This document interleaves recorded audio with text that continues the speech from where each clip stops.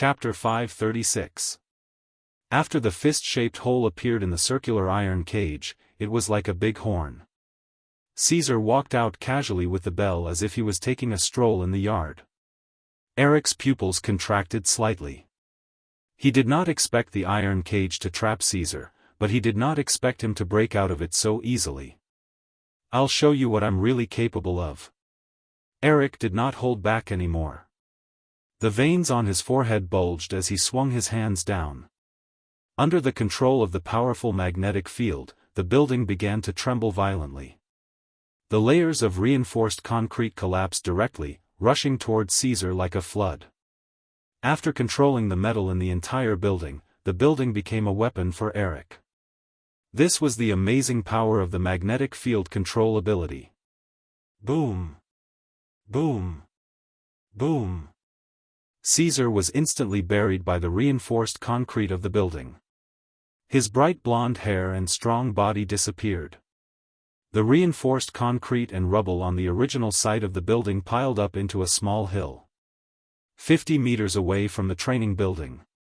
Azo brought a group of students to this place. They looked at the collapsed training building not far away and all of them gasped in unison. Hank widened his eyes and swallowed his saliva. "Teacher, are you sure they're just sparring? They're going to tear down the base," Charles Darwin said, his scalp tingling. "Should we go and stop them?" The youngest, Sean, suggested naively. "Stop those two? If you want to go, you can go." "I'm not going." Azo shook his head vigorously. At this time, footsteps came from behind. Everyone looked back and saw that it was Charles who had rushed over. "Professor! Professor Charles! Professor, you're finally here." The students heaved a sigh of relief. Charles was their guide and the only person who could persuade Eric and Caesar. "All right, let's just watch from here. Let them fight for the time being." Charles narrowed his eyes and looked at the chaotic battle in front of him. He said with confidence, "Maybe only Caesar can let Eric know that he's not strong enough." Dust billowed in the ruins. Eric gasped for air, his hands still in the air. Sweat soaked his hair and shirt, dripping down his pale cheeks. The load-bearing metal that operates a building was the limit of what he could do at the moment. It was a move that used almost the entire building. There was no chance of survival for anyone who was hit by it. This big move was originally prepared by Eric to deal with Shangshi. But now, against Caesar, if he didn't use it, he might not even have a chance of winning. "Is it over?" Eric dropped his hands tiredly and looked at the quiet mountain. Then, the mountain and the ground suddenly shook. Dong! It was as if a monster was knocking on the gates of hell. The tremors originated from the mountain and spread outwards. After the first tremor, the subsequent tremors occurred one after another. "It can't be," a strand of cold sweat flowed down from Eric's forehead. Under his gaze, cracks began to appear on the front of the mountain. The cracks expanded like a spider web, and soon, they were close to the critical point and completely exploded. As the dust and rubble fell, a figure walked out of a cave in the mountain. A gust of wind blew outwards, washing away the dust that was blocking the view of the figure. "Your means. I've seen it. It's my turn now." Caesar showed a devilish smile, holding the bell, and approached Eric step by step. "This is impossible." Eric, who was proud and powerful, couldn't accept that he didn't hurt Caesar even a little bit after doing his best. "This is impossible." Eric growled, raised his hands, and several broken steel pipes flew out. The sharp parts of the broken pipes quickly and powerfully stabbed at the back of Caesar's head. Caesar turned a blind eye to it and continued to walk forward. The steel pipe stabbed at the back of his head. It was like stabbing a diamond, making a dull and crisp sound. The iron pipes immediately bent, and the sharp ends curled into a ball. This. Eric finally understood why his previous attacks were ineffective. The opponent's mutated ability was immunity to physical attacks? Or super defense? But how could he move faster than supersonic speed and fly in the air? The boy in front of him was completely beyond the scope of mutated knowledge. Before Eric could come up with a conclusion, Caesar was only 3 steps away from him. Ha! Eric grabbed at the air with both hands, and more than a dozen steel pipes flew up. This time, they didn't attack Caesar, but used as ropes to bind his limbs and even his neck. Caesar's body was tightly wrapped by the steel pipes. Under the terrifying force of the steel pipes pulling him back, he didn't stop and gently stepped forward. Back off. Eric's hands were trembling non-stop. His magnetic field control was at its maximum limit, and it was enough to shake a building that weighed hundreds of tons. However, at this moment, he was unable to stop the little Caesar. His foot continued to land on the ground, and he was within reach of the other party. I'm going to make a move, Eric. Caesar's lips curled into a smile. He held the bell in his left hand and formed a sword with 2 fingers on his right hand, pointing at Eric softly. Looking at the approaching finger, Eric's body suddenly froze. His instincts told him that if he didn't dodge, he would definitely die. The threat of death was so overwhelming that he almost couldn't breathe. But the finger seemed to be very slow, and it was actually very slow, but he couldn't dodge it no matter what. Ah! Eric bit his lip, and the pain forced him to stay awake. He used his ability to control a few steel plates in front of him. Chi! The 2 fingers pierced through the steel plates as if they were tofu and landed in between Eric's eyebrows. The moment they touched the surface of Eric's body, they immediately stopped, leaving only a gust of wind blowing against Eric's face. It turned out that this was the finger knife that Azazo had mentioned. Scraps of metal fell to the ground with tinkling sounds. Eric, who had just survived the disaster, knelt on the ground and said with difficulty, "I lost." "You didn't lose. You just failed the challenge." Caesar shrugged and shook the bell in his ear. "Come and challenge me next time. At least you let me warm up. It's not bad. It's just a warm-up." Eric smiled bitterly. The difference in strength between them was so big that he couldn't even think of catching up. Class ended early today. Go back and rest early. Caesar left the ruins. Halfway through, he suddenly remembered something and stopped. "By the way, your move just now was quite powerful.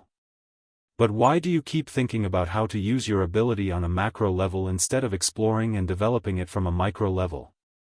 Micro level? Eric raised his head, and a ray of light flashed through his confused eyes. "I just mentioned it casually. Think about it yourself." Caesar waved his hand casually and left the residential area without looking back. Micro level, micro level. Eric muttered to himself. He looked down at his hands, and his eyes became brighter and brighter. Why didn't I think that the magnetic field ability can control more than these scrap metals? Chapter 537. 3 days later. Under the hellish training of Logan, Azazo, and Charles, the combat ability of the 5 mutated students increased exponentially. Not only did they know how to put their abilities into battle, but they also developed new techniques based on their abilities. But even though they could feel themselves improving every day, none of the students dared to challenge Caesar to snatch the bell. After all, 3 days ago, Eric, who was recognized as the strongest, was still unable to shake the mountain that was Caesar, who was blocking the finish line. Until this night, when the training ended, the students and teachers returned to their rooms to rest and sleep until it was 3:00 in the morning. In the residential building, in the first single room on the 3rd floor, Caesar, who was wearing a cute yellow duckling pajamas, was lying on the bed with his arms and legs spread out. He was sleeping soundly without any precaution. The hood of his pajamas had 2 rabbit ears hanging down. At this time, in the dark environment of the rooftop, corridor, and courtyard, several figures were moving in the dark.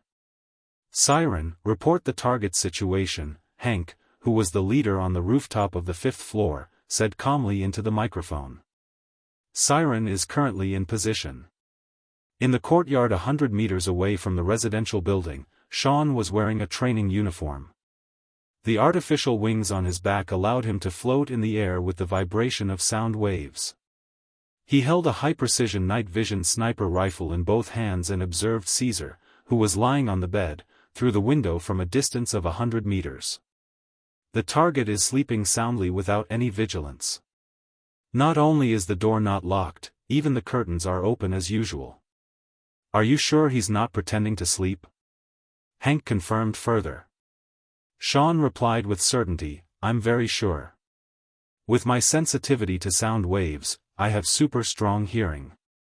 Now the target's heartbeat is very even. He is indeed sleeping soundly. Perhaps he's even dreaming. Outside the corridor on the third floor, Alex and Charles Darwin, who were waiting for battle, looked at each other. Alex lowered his voice and said, should we say he's too careless, or that we're too weak? You can snatch the bell at any time, anywhere. This rule was set by him. Now, it's like he's deliberately letting us attack him. Don't act rashly. Hank took a deep breath and continued asking, Sea Demon, do you see the bell on the target? Ling Dang, I've been looking. Xiaofan moved the lens of the high-precision night vision sniper, and his voice came to an abrupt halt. Then, he said in pleasant surprise, I see it. The bell is on the target's neck. I repeat, the bell was worn as a necklace by the other party. Wear it on my neck. This is going to be difficult. Are we still going to snatch it by force? Wouldn't that be giving up our biggest advantage of sneak attacks at night? The few of them continued to discuss in the channel. In the end, it was Hank who interrupted them. Don't act rashly. I'll go down alone. If something happens, then you guys can make a move. In the past 3 days, the one who had changed the most was Hank, a mutant codenamed Beast. Under Charles's constant guidance, Hank finally tamed the wildness in his body and was no longer afraid of the beast genes in his body. He got rid of his previous gentleness and cowardice in one fell swoop and dared to borrow half of the power of the beast. After Hank asked the other members to stand by, he constantly adjusted his breathing, reached out and took off the glasses he was wearing, and placed them on the wall of the rooftop. After doing all this, his eyes turned to the cold blue-brown color. His muscles suddenly swelled and propped up his training uniform. Rough and thick blue hair appeared on the surface of his body that was not covered by clothes, and his hands grew hard, shiny black nails. A crescent moon peeked out from the dark clouds. Under the illumination of the bright moon, Hank transformed into a human-shaped beast with a terrifying face, like a lion and a man. His heart was like a tiger, sniffing the roses. Hank's cold eyes calmed down. He was hanging upside down on the outer wall of the residential building. Although his body was bloated and strong, he was as agile as a large lizard. He climbed from the 5th floor to the 3rd floor without making any sound. The closer he was to the target window on the 3rd floor, the more careful Hank became. His movements became extremely slow. The few people waiting in the courtyard and corridor also quietly raised their hearts. Without making even the slightest movement, Hank successfully climbed into the room where Caesar was from the open window on the 3rd floor. This also made the other students secretly relieved. Being able to get the bell without alerting Caesar was the best result of this raid. Use my fastest speed to get the bell. As long as I succeed, it will be a victory. Hank thought in his heart. Transforming into a beast also gave him night vision. He glanced at the bed and saw the bell necklace on Caesar's neck at a glance. Holding his breath, Hank quietly approached the bed, but just as he took a step, there was a woman's unique snort from the bed. A woman? Why was there a woman in this room? Hank was a little confused. Then he saw a smooth arm stretch out from under the blanket on the bed where Caesar was, and then a head of slightly curly, sexy blonde hair poked out. Finally, an extremely beautiful and familiar face leaned on the hollow of Caesar's arm. Agent Mora? Hank's brain went blank for a moment. After a while, he came back to his senses. He secretly cursed Sean for being unreliable. There were 2 people in the room who did not notice. As for why Agent Mora appeared on Caesar's bed, Hank did not find it strange. After all, Mora had been interested in Caesar for a long time. Everyone in the base could see this. And Mr. Caesar, in Charles's words, was the real little prince of the nightclub, the little wanderer on a white horse. It was not his style to not take a bite of the delicious food that was delivered to his door. The world of adults was so simple. Right, now is not the time to think about this. Hank threw away the distracting thoughts in his mind and continued to move forward. He reached out and was about to grab the bell hanging on Caesar's neck. Whoosh! Caesar suddenly turned over and slapped casually. Hank's pupils contracted violently. Before he could react, he was slapped away with a loud bang. The beast-like strong body smashed into the window and immediately broke the window frame. He fell on the lawn in the yard without slowing down. Mud splashed and plowed a 10-meter-long ditch. Sean, who had witnessed the whole process, was still observing Caesar. Seeing Caesar turn over and continue to sleep with Mora in his arms, his lips could not help but twitch. The target is awake? No, it's the target's body that automatically made an emergency response. Hey, he's the beast, isn't he? Hank smiled bitterly and said into the microphone, "Don't wait anymore. Everyone, start." In the room with a hole in the window. Mora, who was awakened, rubbed her eyes in confusion and asked in surprise, "What's wrong? What happened?" "Nothing, go back to sleep." Caesar suddenly got up. The moment Hank flew out, he was already fully awake. He yawned and said, "I'm going to teach a group of little rats that don't sleep a lesson." Chapter 538. Now. Let's go. Alex, who was in the corridor on the 3rd floor of the residential building, heard the order. Without any hesitation, his body glowed with high-energy beams that were as bright as day. They shot toward the wooden door and walls of Caesar's room. The high-energy beams cut through the room like tofu. As soon as the interior decoration was revealed, a layer of scales appeared on Charles Darwin's body. He roared and rushed into the dark room.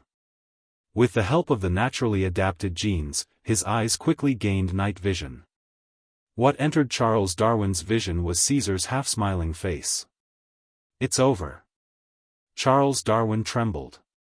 As soon as this thought appeared in his mind, he seemed to have been severely injured. The hard defensive scales on his body collapsed and shattered. He was swept away by the strong wind. He crashed through the wall on the other side of the residential building and fell into the courtyard outside with countless gravel. So fast. Alex had been mentally prepared. Charles Darwin was only trying to delay the target's counterattack. But standing in the corridor, watching Charles Darwin go in and out in less than half a second, he could not help but twitch the corner of his mouth. Was Teacher Caesar really a human? He was clearly a miniature version of the humanoid Titan. Could he really snatch the bell from his hands? In this short moment of distraction, Caesar came in front of Alex and punched forward.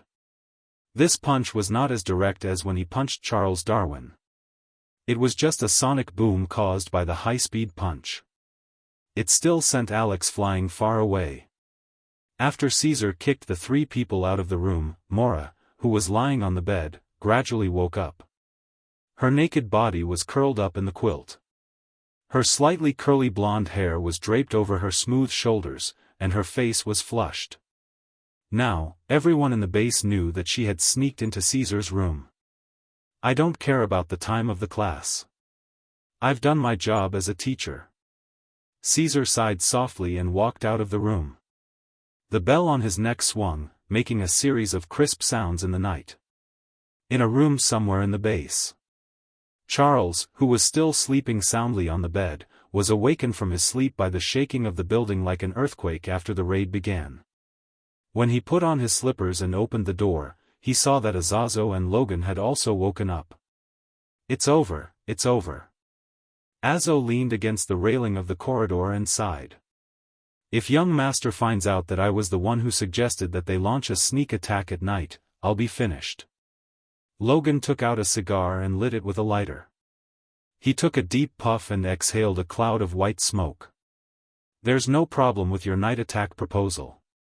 Unfortunately, the opponent's target is Caesar. In the face of absolute strength, all schemes and tricks won't work. Azo sighed. So, in the end, we still have to face each other and fight for the bell with our true strength? We've taught them everything we can. They'll have to rely on themselves for the rest of the battle.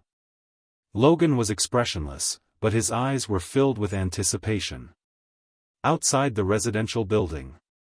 I'm falling. Can someone help me? Alex, who was in midair, shouted for help. He was not like Charles Darwin, who could adapt to falling from the third floor. His energy attribute was off the charts, but his other basic attributes were only at the level of an ordinary person. He might be seriously injured if he fell. I'm coming. Sean's reply came through the communication earpiece. He flapped his technological wings rapidly and swept across the night sky at nearly the speed of sound. He caught Alex steadily in the air and slowed his fall before landing in the courtyard. Thanks. Be careful behind you. Alex was about to thank him when he saw a familiar figure suddenly appear behind Sean. He immediately cried out in alarm. Behind me? Sean did not even think. He turned around and opened his mouth, letting out an ultrasonic scream. The sound waves collided with a fist nearby. As the surrounding air waves surged out, the fist blasted the sound waves into nothingness. Ha! Alex raised both of his hands and shot out two high-energy light beams. The high-energy light beams brushed past Sean's side and flew toward the figure with unerring accuracy. Without any unnecessary movements, he threw out another punch. Specks of white starlight flew, and the high-energy light beams were also blasted into pieces by the fist. Seeing that their attacks were easily neutralized, Alex and Sean's expressions turned sour. There was probably only one person in the world who could throw out such an invincible punch. No matter what kind of advanced technology or inhuman superpower you had, one punch was all it took to destroy them. This was Teacher Caesar. Mutant ability unknown, real age unknown, all the observable attributes within the scope of knowledge were question marks. Alex and Sean looked at Caesar, who was wearing cute pajamas and still looked a little sleepy, and a deep sense of helplessness welled up in their hearts. Could they really cross this unshakable mountain? Have you lost your will to fight? Looks like I've overestimated you. Caesar looked at the two dispirited people and could not help but shake his head. Just as he was about to knock them out, he heard footsteps approaching from behind. Don't give up so easily. A humanoid beast covered in blue fur leaped up high and threw out a sandbag-sized fist as soon as it landed. Caesar caught it steadily with his open palm. The shocking force was transmitted downwards, and even the grass that Caesar was standing on sank slightly. Oh. Not bad. Caesar nodded in praise. Hank before his transformation and Hank after his beast transformation were like two different people. He was filled with a wild, and rough aura. In terms of physique, he was even stronger than Captain America, but he was far from Hulk's level. There's still me. Charles Darwin appeared out of nowhere and sprinted forward, holding Caesar's limbs tightly from behind. A ring of muscles swelled on the surface of his body, and solid black scales appeared. Hank and Charles Darwin, whose physiques were stronger than ordinary people, gritted their teeth and used all their strength to restrain Caesar's body. You can't be so naive to think that you can restrain me like this, right? No matter how strong your physique is, can it be stronger than a refined steel pipe? Caesar said helplessly. Hank revealed a sinister smile and said hoarsely, sorry. We're just stalling for time. What? Caesar was stunned.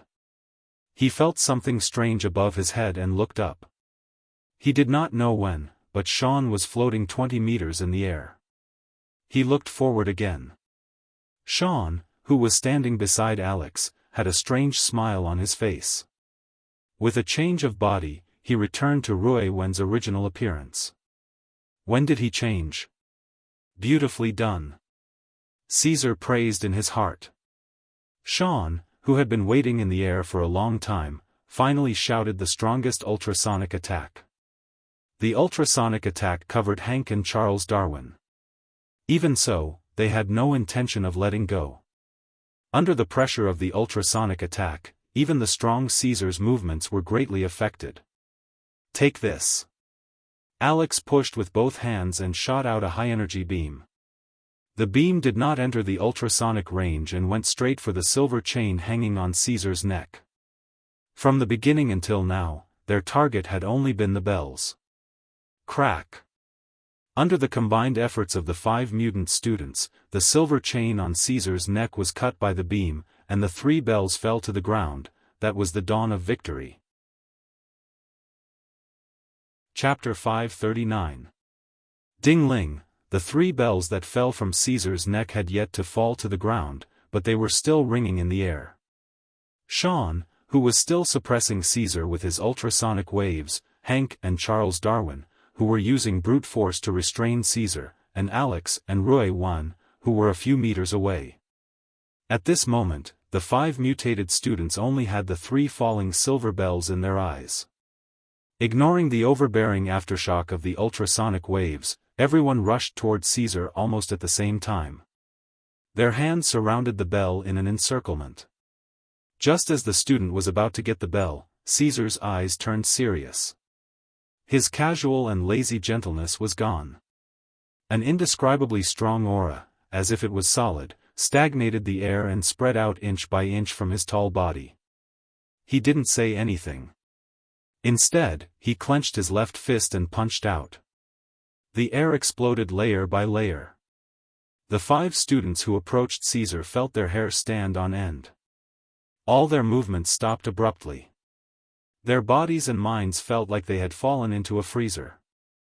There was only one fist in their eyes, a giant fist that seemed to be the size of an entire military fortress. Charles and the others, who had just walked down from the residential building, also felt something. They all stopped in their tracks and looked in the direction of the battle with pale faces. This is the young master? Yes, it can only be him, Azo muttered to himself.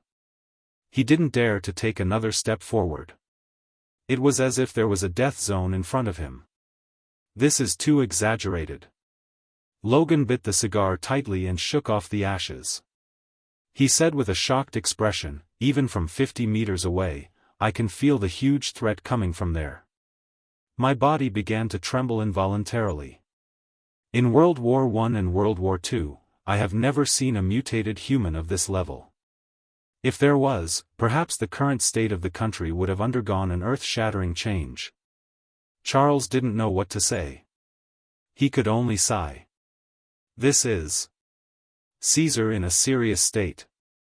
In the courtyard of the base. The bell fell on the grass with a clatter in front of Caesar.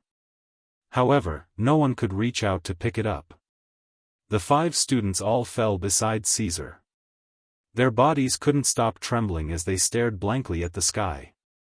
The thick dark clouds that originally covered the night sky had opened up without any obstruction. All that was left was a huge fist print.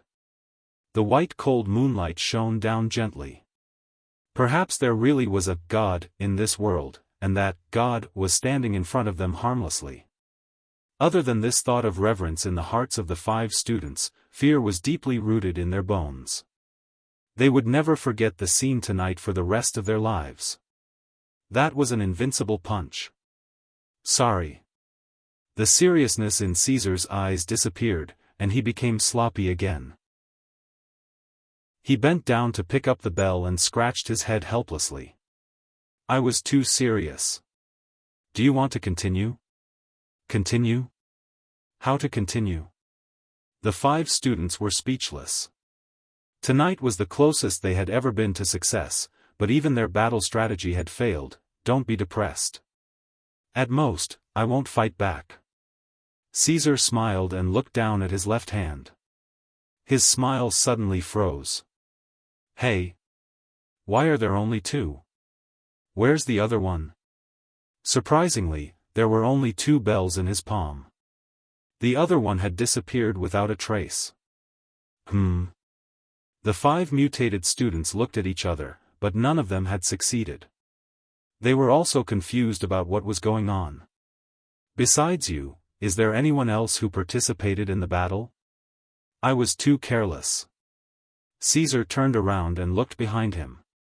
He saw Eric standing at the edge of the courtyard dozens of meters away. His hands were still in an open position. Gurgle, a few drops of silver metal liquid floated towards him and stopped on his palm. As the whole body condensed to the center, it quickly reformed into a bell. I got it.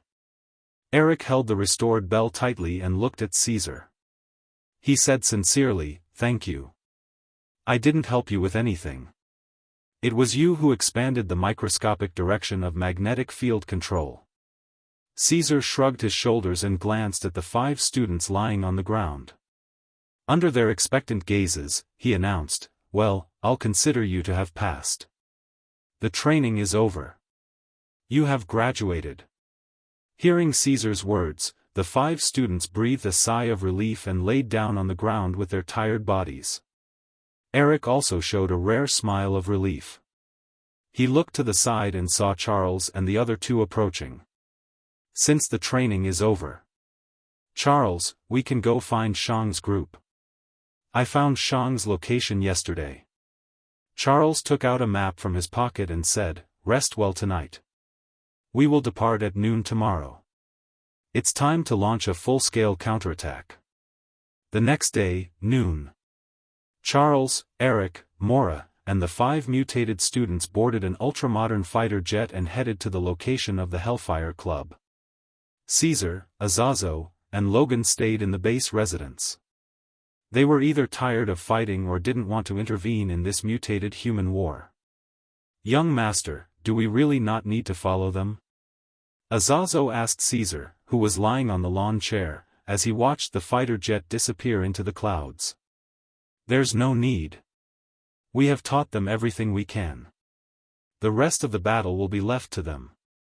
With their current strength, it's not a problem to defeat the Hellfire Club." Caesar saw it clearly. Although Charles didn't practice combat skills, spirit invasion was a semi-invincible ability. As long as the opponent's ability was not spirit, they basically had no power to fight back against him. Not to mention Magneto, who was about to awaken, and 5 outstanding mutated humans who could stand on their own. He paused and said inexplicably, "But among them, there may be a dispute. After all, the future of the mutated humans still has a long way to go." Azazo nodded as if he understood. 3 days later. In these 3 days, the battle between the 2 unnatural forces, the Hellfire Club and the mutated team, caused an uproar in the outside world. For the first time, the mutated humans appeared on the world stage. Caesar and the other 2 had a very peaceful time. They stayed in the base residence and went out to nightclubs to drink from time to time. Their days were very comfortable and enjoyable. It wasn't until the morning of the 4th day after 3 days that the mutated team finally returned to the base. But there were 8 people when they set off, and only 5 were left when they returned. Sean, Alex, and Hank looked depressed. There were bandaged wounds on their bodies. They walked in front, followed by Charles in a wheelchair. Mora was pushing him into the yard. "Welcome back." Caesar walked out of the house. On both sides were Azazo and Logan. Charles responded dejectedly, "Yes. We are back, but some people will never come back." In the end, they still went their separate ways. Caesar secretly sighed. Charles and Eric had different ideals. The 2 of them would eventually walk different paths because of the future of the mutated humans. "I'm afraid that those who didn't come back are either dead or have left with Magneto." "So the war is over?" Logan asked. "It's over. This war is over, but there will be more wars in the future. Charles looked up at the pure sky and suddenly said, I want to build a special private school to recruit all the mutated children in the world and train them to find a future that belongs to the mutated humans. Azazo smiled and said, then your school must need a few outstanding teachers. You guys decided to stay? Charles looked up at Caesar and the other two in surprise. Caesar turned his head and also looked at the sky. I didn't say that. But, I can't go home yet. I will stay at your school for the time being. It must be a special fate that brought him to this time and space and met a group of strange people. Since he didn't find a way to go back, it proved that this fate wasn't over yet. But, one day, he would return to the world of Marvel. Chapter 540. 2023, The Future X-Men Universe, New York, Earth. The sky was filled with smoke due to the long war. The skyscrapers abandoned by the future civilization looked like nameless tombstones after being stained with black dust. A few decades ago, the most economically developed human city on Earth was now like a remnant of the apocalypse. Even the air was filled with the pungent smell of smoke and blood. In the middle of the black and gray city ruins, there was a bright ultramodern area. This was where the X-ray concentration camp was located. After the machines ruled over humans, both mutated humans and ordinary humans had to wear necklaces that restricted their freedom and obey the instructions of the machines to work. This was the real apocalypse, a time and space where there was no hope. Almighty God above, some survivors of the apocalypse hid in the underground ruins, swallowing what little food they had left and praying around the flickering candlelight. Many people often muttered this sentence. Since God left the world, disaster has come. The disaster here was not an alien invasion, nor was it a natural disaster. It was something more terrifying than the previous two. The X-ray concentration camp's flying object was suspended in the gray sky. The flying object was dropping a 3-meter-tall, gray mechanical creature toward the ground of the ruins. About 50 meters below the ground of the ruins, there was a well-hidden mutated temporary camp. There were supplies, water, and electricity. Mutated humans of all ages were laughing and joking with each other as if to cover up the trauma caused by the apocalypse outside. Boom boom. Hearing the dull sound from above the camp, the mutated humans who were still laughing and chatting suddenly froze and stopped talking. Their eyes were filled with fear. They're here, Sentinel. The head of the mutated humans' temporary camp, Lucas, was a middle-aged man wearing a red cape and holding a rechargeable gun. After hearing the sound from above, he immediately issued an emergency warning. Sentinel. Just like the symbol of the apocalypse, when they heard this name, all the mutated humans' faces changed. They quickly got into their positions and prepared for battle. Sunspot. Lucas shouted, and the young man codenamed Blackie immediately understood. His palm infused his rechargeable gun with powerful solar energy. Go to the safe house quickly. I need to inform the other members. A beautiful woman dressed in non-mainstream attire rushed out and waved her hand in front of her, smashing out a gorgeous flickering teleportation window. Lucas and a blonde loli jumped into the window and were immediately teleported into the interior of the camp. Blink flicked her hair whip and used her blink ability to jump to another underground room and gave the order to the other mutants to prepare for battle. At the same time, in this endless war, the surviving mutants such as Steel Strongman, Pyro, Iceman, and Ravager were all powerful warriors who had experienced countless battles. After the alarm sounded, they immediately tensed their bodies and guarded their surroundings, ready to stop the Sentinels from invading. Rumble. Almost as soon as the mutated humans were ready, the thick ceiling of the basement was forcefully broken open. From above, war machines that only existed for battle, Sentinels, descended. The second-generation Sentinels were not ugly, but they were the nemesis of the mutated humans. They could freely read and copy the abilities of the mutated humans, and they also had super strength, endurance, defense, and so on. No mutated human could kill these near-invincible killing machines. Knowing that there was no chance of survival even if they ran, with steel strongmen as the leader, a group of mutated human warriors shouted and released their abilities to fight the Sentinels. 5 minutes later. In the messy basement, several mutated human corpses lay on the ground. Steel strongman's body turned into steel, but his neck was still broken. The flames on Pyro's body were extinguished, and his life force was also extinguished. His body was frozen into an ice sculpture. The frost on the Iceman's body melted, and there was a huge wound on his chest. The bones inside had been melted into blood. This was the strength of the Sentinels. In the current apocalypse, they were invincible. The 3 unscathed Sentinels were expressionless as they went deeper into the basement. One of them directly used Pyro's ability to melt the steel protective door and opened it. In the safe house inside, Lucas was lying on a single bed. The blonde lowly pressed her hands on his temples and injected light into his brain. Seeing the Sentinels kill her companions and open the protective door to step into the safe house, the lowly inexplicably showed a cold smile. "You're one step too late." Moscow, in an underground city. A stealth fighter landed smoothly. As the hatch opened, the first to walk out was Logan, followed by Storm, the bald Charles in a hovering wheelchair, and finally Magneto Eric. Even Logan, who wouldn't age, had white hair on his temples. As for Charles and Eric, their old faces were full of wrinkles. One was bald, and the other had white hair. They were no longer in the prime of their youth. "Professor." The people who had been waiting here for a long time walked out. It was Lucas, the blonde lowly, and steel strongman. "We did it."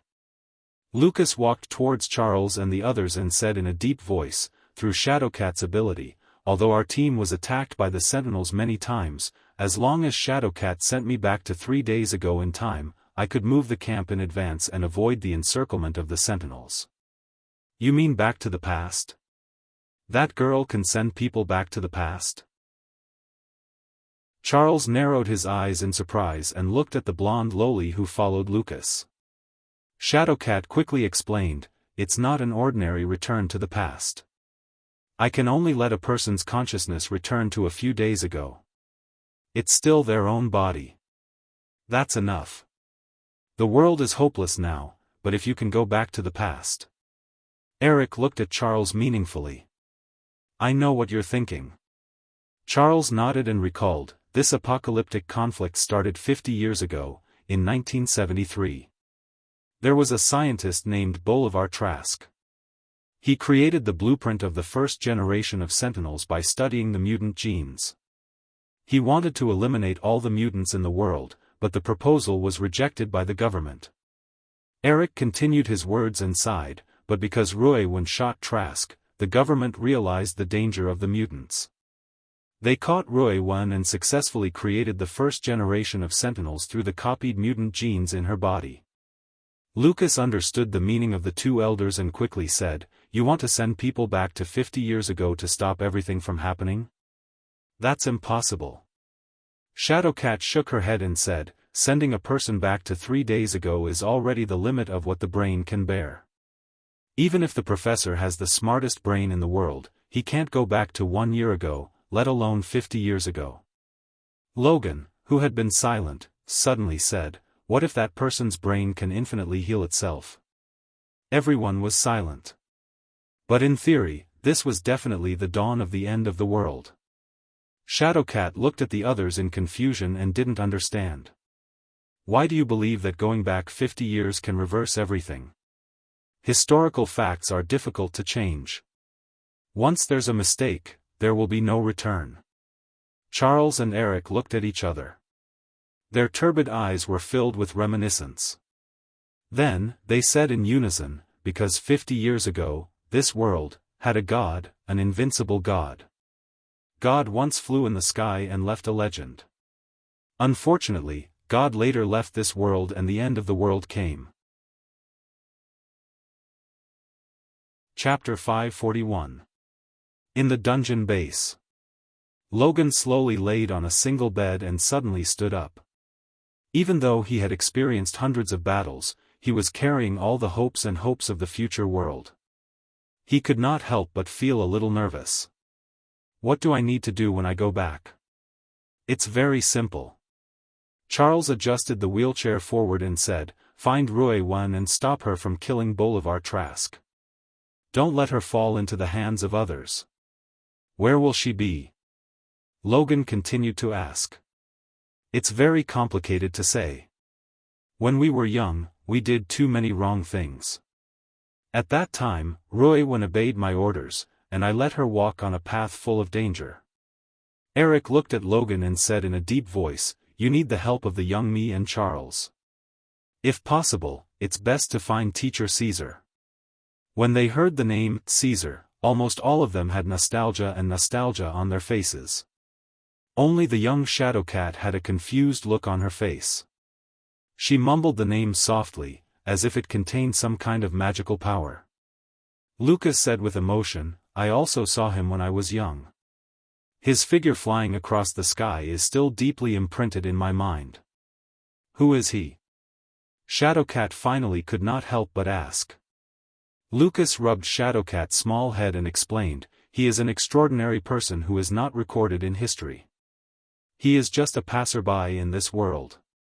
However, if there is anyone in the world who can eliminate the Sentinels, probably only he can do it."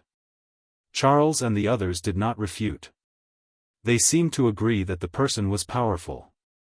"Someone who can kill the Sentinels?" Shadowcat opened her beautiful eyes in disbelief.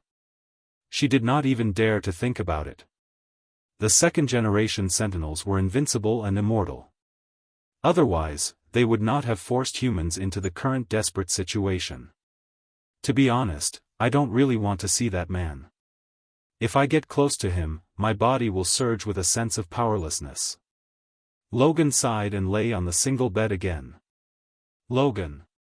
I will send your consciousness back 50 years and cover your body when you were young. Because you will not age, there should not be much difference." As Shadowcat spoke, she placed her palms on his temples and reminded him, "It will hurt a little." Logan closed his eyes. Then, with the help of the illusion cat's ability, his brain felt as if it was being torn apart by countless streams of energy. After he let out a miserable scream, his consciousness began to trace back to the ancient past. 1982, New York, Earth. Beautiful music echoed in his ears, and Logan woke up from his dream. He opened his eyes and realized that he was on a large bed. The naked sexy woman still had one hand on his body, and her curly hair was scattered lazily on the head of the bed. This woman looks a little familiar, but Logan has obviously slept with too many women, so he can't remember who she is. He looks at the retro-modern decorations in the room in a daze, and his self-awareness from the future starts to wake up. Right. After Charles decided to build the Mutants Academy, except for him, everyone else, including Caesar, basically stayed. As a young man, he continued to wander around, working as a hired thug and bodyguard. Drinking and killing were common occurrences for him. Just as Logan thought of this, the door was kicked open with a bang. A brawny man who looked like a boss and several men with guns at their waists entered the room. "You be ****, I asked you to protect my daughter, but you went to the bed to protect her." The gang leader took out his gun and pulled the safety. The sexy woman, who was woken up, quickly covered her important parts with the blanket and ran out of the room. Looking at the three brawny gangsters who surrounded him, Logan smiled knowingly. He knew how to deal with this kind of situation, so he did not panic at all. He subconsciously reached out his paw. The next moment, Logan was stunned. What he reached out was a small cat paw. "What is this?" Logan looked down at his body for the first time. The surface of his body was also furry. It was not a strong and sturdy human body, but the orange fur of a Garfield cat. While the future Logan was in a daze, a familiar figure suddenly jumped out of the blanket on the bed. Facing the gangsters with pistols, the man with the buzz cut stood in front of Logan and directly reached out with his bony claws to meet the attack. He ignored the bullets that hit his bare upper body. As his claws fell, red blood splattered on the ground. The three brawny gangsters fell to the ground with different degrees of injuries. "Looks like I have to change places again." The man with the buzz cut retracted his blood-stained bony claws and approached the bed. He ignored the cat on the bed who was staring at him and put on his pants and shirt. The Garfield cat, no, the future Logan was still in a daze. The man with the buzz cut in front of him was his younger self. The phantom cat had succeeded in sending him back 50 years in the past. However, his consciousness did not cover his younger self. Instead, it was attached to a Garfield cat that had no combat ability and could not speak human language. This time, he was really done for. Did the future have to be saved by a cat? Before Logan could accept this fact, the young Logan waved his hand and chased him away. He scolded impatiently, "Damn cat, get out of my way." Logan, who had been fantasizing about communicating with his younger self, immediately dismissed the idea. He rushed out of the room with his fur standing on end. No one knew his younger self better than himself. He had a temper that was like a barrel of explosives. Asking him to save the world was simply a fool's dream. Moreover, he was now attached to a cat. Who would know that he was Logan and had come from the future? Logan escaped from the gangsters' headquarters building and arrived at the bustling streets of modern New York. There was an endless stream of traffic and a bustling scene. Logan stood at the door in a daze, as if a lifetime had passed. Then, a bulldog stared at Logan. The tragic life of a cat had officially begun. It was late at night. The dirty Logan wandered the streets. He had never thought that there would be a day when he would be reduced to fighting with a dog. However, he didn't know if it was because his consciousness had brought over a portion of his abilities. Garfield's body was still able to defeat the bulldog, and his cat body was gradually recovering. Diamond Cat? But with this body, how could he reverse the future? Logan was really at a loss. He leaned tiredly in the corner of an alley, feeling the cold night breeze. He looked at the nightclub on the opposite side of the road. At this moment, a ball of red flame lit up a nearby area. Suddenly, two figures appeared on the road. They were a master and a servant in a suit. "Young master, 6 girls at the banquet just now provided their contact information. 3 of them directly gave their home addresses. Okay, let's leave it there for now."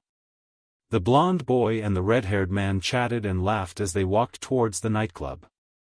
"That's Caesar, Caesar." Logan's spirit was lifted. He almost burst into tears. He used the last of his strength to get up and chase after the 2 figures. This might be his last chance to save the future. If it was Caesar, he might be able to understand it. Chapter 542. New York Nightclub. All kinds of gorgeous neon lights swayed back and forth. After the new trend of electronic music played, men and women, regardless of age and occupation, began to indulge themselves in the nightclub's ballroom. With great difficulty, Logan managed to bypass the security guards at the entrance and followed the lavishly dressed lady into the nightclub.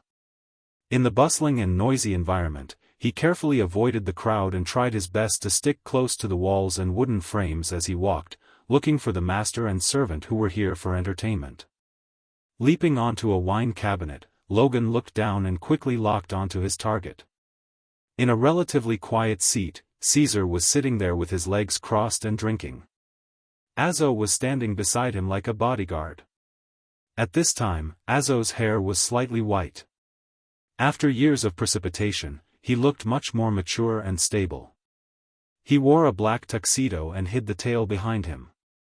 Only his red face was exposed, so he didn't attract any special attention. Caesar was still the same as before, young and handsome. Like Logan, he didn't change because of the passage of time, but his temperament became more gentle and elegant. His body seemed to have reached the peak of perfection. Looking at the 2 familiar people in front of him, Logan suddenly stopped, and the corners of his mouth couldn't help but curl up. Although he didn't want to see Caesar before, in fact, even he, who was over 100 years old, often missed the old days. That carefree time, where even if the sky fell, someone would hold it up. Every day, he drank, chatted, and wandered on the streets. A female guest noticed Logan on the wine cabinet and couldn't help but call out, "Dear, look, there's a cat there. It seems to be smiling." The male guest sitting next to her looked sideways, but the wine cabinet was empty. There was no trace of the cat. He smiled and replied, "You're drunk." "There really is, it's a Garfield cat." The female guest muttered and stood up to look again, but she couldn't find it. Under the wine cabinet. Logan lay in the shadow under the table and thought, that was close. He aimed for the gap between people walking and quickly rushed into the hall. He passed through the dense crowd and approached the seat on the other side. At the wine table in the corner. Azo lowered his head slightly and smiled. "Young master, Logan seems to be staying in New York recently. Why don't we find a time to meet him? We haven't seen him for a few years." "As you wish." Caesar took a sip of wine and shrugged. That guy has a wild nature and can't settle down at all times. In the past, letting him be a teacher for a few days was already the limit. "That's right. We haven't been teachers for a long time, ever since 5 years ago." Azo stopped talking abruptly. His eyes sharpened as he waved his hand, sending Garfield, who was charging towards Caesar, flying. He was surprised and said, "What? There are cats in this nightclub? Be gentle." Caesar glanced at the ground. The cat that was lying on the ground struggled to get up and continued to walk towards him. Wait, why did this cat give him a sense of déjà vu? This cat is a little strange. Azo was also surprised. He waved his hand almost instinctively and didn't hold back. The strength he used was enough to make an adult unable to take it. "Young master, this cat seems to be looking for you. There are plenty of cat girls and bunny girls looking for me. Check if it's a male or female," Caesar said casually. "Oh." Azo responded and really grabbed the cat on the ground. He seriously checked if it was a male or a female. Finally, he said regretfully, "It's a male." Logan angrily gave Azazo 2 paws and jumped onto the table. He cried out to Caesar for help, but what came out of the cat's mouth were meow meow meow sounds that even he couldn't understand. "Young master, it seems to be hungry," Azo said, not caring about the small claw marks on his hand. "I didn't expect you to know the animal language." Caesar looked at Azo in surprise. Azo quickly shook his head. This was a big misunderstanding. He explained, looking at it, "It can only be hungry." "I see." Caesar looked at the anxious Logan and pondered for a moment. He raised his hand and signaled for a waiter. He pointed at the Garfield cat on the table and asked, "Do you have anything for it to eat here?" The waiter looked troubled. "Sorry, sir. We don't have cat food." Caesar snapped his fingers and ordered, "Then give it a medium-rare steak and a few bottles of Lafite." "Yes." The waiter sighed and left respectfully. Soon, a steaming steak was served. "I didn't come here to eat cat food." Unable to convey the message of its future, Logan almost went crazy. But when Caesar put the steak in front of it, driven by hunger, it subconsciously opened its mouth and ate it happily. "I said it was hungry. Give it something to quench its thirst." Azo poured some Lafite on the table, but the cat didn't lick it. Instead, it looked at him with disdain and continued to bury its head in the plate. The bartender shook his head inwardly when he saw Caesar and Azazo wasting expensive wine and food.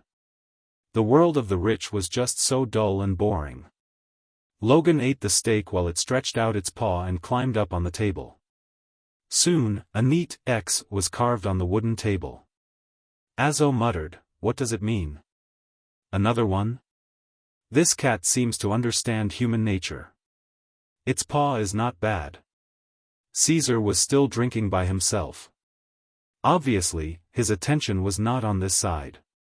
Instead, he opened Superman's 5 cents restriction as usual, collecting and recording the situation in the nightclub and even the surrounding streets. Logan suddenly became anxious. It knew that this was its only chance. After thinking for a while, it stretched out its paw and rhythmically hit the table. Should I say that it is indeed a cat that has been to the nightclub? Azo's eyes widened. After a while, his face became serious. He looked at Caesar doubtfully and reminded him, "Young master, there is something wrong with this cat." "What's wrong?" Caesar, who came back to his senses, asked. Azo pointed at the Garfield cat on the table, his face full of shock. "This cat seems to know Morse code." Morse code? Caesar was stunned. Of course, he knew this too. Morse code was a skill that transmitted encrypted letters through tapping of different lengths and weights. It was a skill that military intelligence officers almost always knew. But a cat knew it too. Caesar turned his attention back to the Garfield cat and listened for a moment. Indeed, the cat was using rhythmic tapping to transmit a message in Morse code. The message was, "I was once your comrade, from the future spacetime." Azo also deciphered the message and said in disbelief, "This cat said that it came from the future? Young master, it can't be some mutant looking for us for entertainment, right? I just confirmed that there are no other mutants within a radius of 1,000 meters except you." Caesar shook his head and looked at the Garfield cat. The cat continued to give a new coded message. This short message finally moved him and Azazo. The translation of the code was X-Men.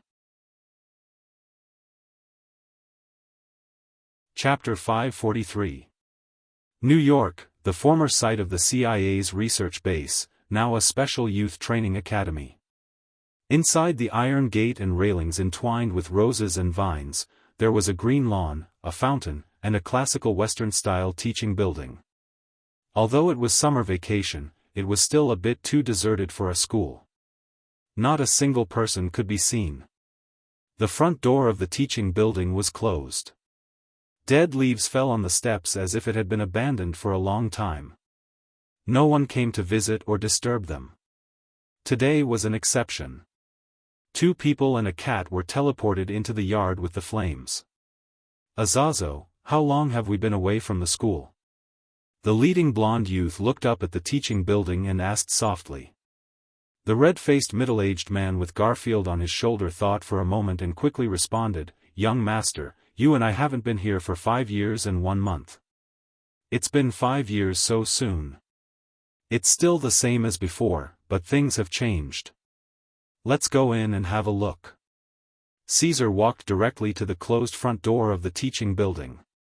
Azazo followed closely behind. Garfield on his shoulder looked at the academy they had arrived at with a surprised look on its face. Back then, after defeating the Hellfire Club's conspiracy, the ex-mutant team parted ways with Magneto, Roy 1, and the others. Charles decided to build the Mutant Academy. Caesar and the others, except for Logan, stayed. So even the future Logan didn't know what happened later that made Caesar and Garfield choose to leave the academy. The Mutant Academy was deserted and deserted. Caesar stopped at the door and winked. Azazo nodded and walked forward to knock on the wooden door. After a moment of silence, there was finally a response. "Who is it?" "I'm looking for the professor." Azazo continued to knock on the wooden door. "I said don't come, there's no professor here." The wooden door opened a gap. The young man who opened the door said impatiently. But when he saw Azazo and Caesar outside the door, his unfinished words were suddenly choked and his mouth remained open. "It's you, Teacher Caesar, Teacher Azazo." The young man's eyes widened in surprise. He was wearing glasses, had clean and sunny short hair, and was dressed like a gentleman. Wasn't he the researcher Hank the Beast? "Why? Am I not welcome?" Caesar smiled. Hank hurriedly opened the wooden door and waved his hand to invite them in. Of course not. Charles said that this will always be your home. Your room is still empty. I clean it every day. Charles. Caesar narrowed his eyes and suddenly asked, is he still like that? I don't know what to say. Hank laughed bitterly and shouted towards the stairs, Charles. Professor Charles, come down quickly. What are you arguing about? Also, don't call me professor. Following the call, a drunkard with disheveled hair and the smell of alcohol wobbled down the spiral staircase in his slippers while holding an open beer bottle in his hand. Professor. Azazo looked at the person and sighed softly. Is this still the young professor in his prime? Logan was even more stunned. It was not that he had never seen the young Charles, but even when he was paralyzed, it was 100 times better than the current state. You are. Charles's eyes were hazy. He held the escalator with one hand and looked at Azazo and the others blankly. He took another sip of beer. Caesar looked at him calmly and said, Charles. Charles trembled and suddenly sobered up. He looked at Caesar in a daze and the beer bottle in his hand shattered on the ground. Caesar, you are back. Yes. Caesar gently nodded and smiled. 5 years ago, I was the one who saved you. The academy had just started a semester. Due to the start of the Vietnam War, many teachers and students were forcibly conscripted. Because of this, you were dispirited. At that time, you told me that you no longer needed the mutant ability, so even if you lost your telepathy, you would use drugs to forcibly heal your feet. In fact, that is indeed the case. Charles raised one of his feet and forced a smile. You see, not only have my feet healed, but I also don't have to listen to so many annoying voices. I can finally live an ordinary life. Do you really think so? Caesar looked at him. I once said that only one person has the opportunity to catch up with me and touch my field. That person isn't Eric, but you, the one with unlimited telepathy. It's too late to say anything now. Charles raised his neck. The glimmer of light from the window fell on his bearded face. I have lost enough. Roy 1, students, and my feet, maybe there are still things that have not been lost. Caesar reached back and pointed to Garfield squatting on Azazo's shoulder. Its existence is proof. At this moment, everyone's eyes were focused on Logan. Logan also gave face and meowed. 10 minutes later. In the living room on the second floor of the teaching building, Caesar and others sat on the sofa. Hank served hot sobering tea to them. Charles looked at Garfield on the table and said incredulously, you mean? This cat came from the future 50 years later, or was it sent by my old self to return to the present and reverse the doomsday situation in the future? If you don't believe me, you can read its heart directly. Caesar spread his hands. No. Charles shook his head decisively. Although it is difficult to understand, I still choose to believe it because it was conveyed from your mouth.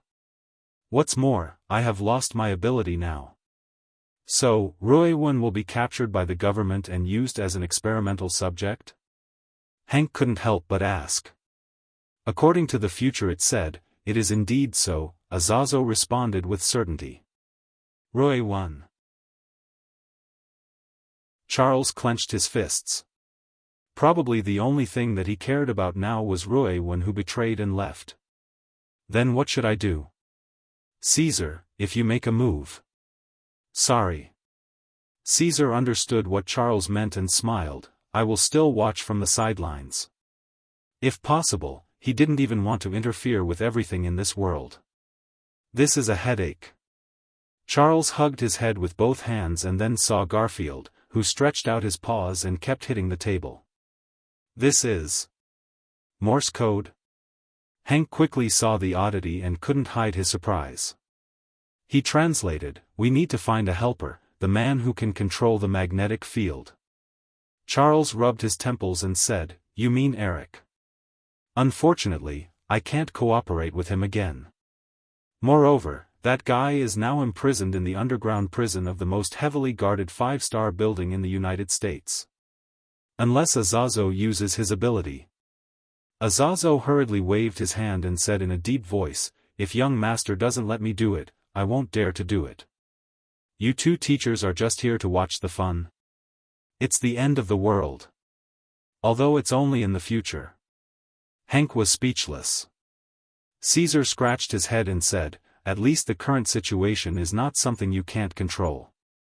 On this basis, Azazo and I will not make a move." At this time, Logan continued to hit the table and conveyed his opinion. Chapter 544. It was noon and the sun was shining brightly. On a main road in the outskirts of New York, a classic four-wheel drive car was driving at an average speed. Hank was the driver this time. Charles, who was in the passenger seat, still had a beard on his face, but he had also changed into a set of clean casual clothes that looked a little more human. Knowing that Ruiwen was related to the apocalypse of the future world, and that she had to rescue Magneto who had rebelled against them, Charles and Hank both had solemn expressions on their faces and had a lot on their minds. Caesar and Azazo were sitting in the back seat of the classic car. Both of them were wearing sunglasses and holding tall glasses of red wine and tasting it happily. It was a sharp contrast to the tension of Hank and Charles. People who didn't know would think that they were going on a vacation. Hank lightly sighed and nervously said, "I say, teachers, you should pay attention to the atmosphere. Ruiwen was once your student, so I'm not sure what to do. Besides, with the two of you here, why do we need to use this means of transportation to travel?" Caesar smiled matter-of-factly and said, "I've said it before. The initiative of this incident lies with you. It remains to be seen whether Azazo and I will intervene or not. At least for now, I have no intention to make a move." "Okay." Hank couldn't do anything about it, but with Caesar and Azazo following them, they could at least ensure their safety. It was equivalent to the strongest life-saving backup. "If the two of you don't make a move, it depends on whether the helper that this future cat found for us is useful." Charles crossed his arms and lowered his eyes. He looked at Garfield, who was sitting in front of the window and constantly giving directions like a toy decoration in the car. Under the guidance of Logan's navigation, the classic car finally stopped in front of a villa-like residence. The car door opened and everyone got out. Caesar seemed to notice something. His hand holding the glass shook slightly and a knowing smile appeared on his face. It turned out that the helper that could break through any place was him. "Is it here?" Hank looked at Garfield in surprise. Garfield ignored him and continued to walk towards the wooden door along the courtyard steps. He pressed the doorbell, and soon a beautiful woman with a pretty face opened the door. When she saw a group of people standing outside the door, she quickly bowed and apologized. "I'm sorry, I'm very sorry." "What did he steal?" "I'll definitely pay the original price." "Young master, there's something wrong with this house." Azo, who was standing behind, pointed at the carpet by the door and whispered to Caesar. The carpet seemed to have been trampled on countless times. The fur on it was almost bald, leaving behind marks that looked like it had been run over by a train. Caesar smiled but didn't say anything. Although Azazo often made a fuss over nothing and was overly cautious, he was right this time. There was something wrong with this house, and the reason for that was that a special ability had been born here. "We need to take a look at him," Charles said bluntly. "Sure, he's downstairs." The beautiful woman was also very respectful. She waved her hand and invited everyone to the basement. In the basement, when Charles and his party entered the room, they saw that it was full of various entertainment devices, such as a table tennis table and a video game console. The corners of the wall were also piled with various sundries, from expensive color TVs to drinks and snacks, all of which were counted by the number of batches. A silver-haired young man in a jacket was sitting in front of a video game console, playing a video game, but the speed of his hands on the keyboard had already exceeded the limit of human dynamic vision. "Are you Peter?" Charles narrowed his eyes so that he wouldn't be so dazzled. "Yes, you can also call me Quicksilver." What do you want? I've been at home today and haven't gone out. Quicksilver turned into an afterimage and left the video game console with a strong wind. He picked up the racket and constantly switched positions back and forth at a very fast speed. He was playing table tennis with himself. In less than 3 seconds, Quicksilver seemed to be tired. He came to the sofa and lay down with his legs crossed. He looked up at Charles and his party at the door. "Don't worry, we are not the police," Charles said. "Of course you are not, otherwise, why would you drive a rental car here?" Quicksilver showed an expression that he already knew. Charles was surprised. "You haven't been out, how do you know we drove a rental car?" "When you came here, I went out to see. I also took a look at your car rental contract." "Are you guys from the FBI?" Quicksilver smiled proudly and disappeared from the sofa with a whoosh. After a moment, Charles only felt a gust of wind pass by him, and then Quicksilver was behind him, holding his ID card in his hand. After reading it, he concluded. "Oh, not the FBI, Genius Youth Training School, where is that?" "That's just the past." Charles's eyes became brighter and brighter. He knew so many mutants, but he had never seen such extraordinary powers. "Is it teleportation?" Hank was also confused. "No." Azo's face was unprecedentedly dignified. He vaguely saw the shadow of the young master in the other party. "It's just pure speed." Caesar looked at Quicksilver calmly. Quicksilver also noticed him and disappeared from the place like the wind. After he used his extreme speed ability, time seemed to stop at this moment. "Going out with a guard, I'd like to see where you came from." Quicksilver ignored Charles and others who were stagnant like sculptures and walked towards Caesar. But when he came to Caesar, he was surprised to find a pair of eyes quietly moving down and looking straight at him. "How is it possible?" Quicksilver opened his mouth in surprise, but when experiencing the extreme speed world, there was no way to communicate with words. He staggered and almost fell to the ground. As a result, he was pushed back by a hand. "Pa!" In the perception of others, 2 winds collided in the room, and then a figure bounced out. It was Quicksilver lying back on the sofa. Quicksilver's silver hair was messy, and he got up in surprise and looked straight at Caesar in the crowd. "Did you see me just now? Not only did you see me, but you also kept up with my speed?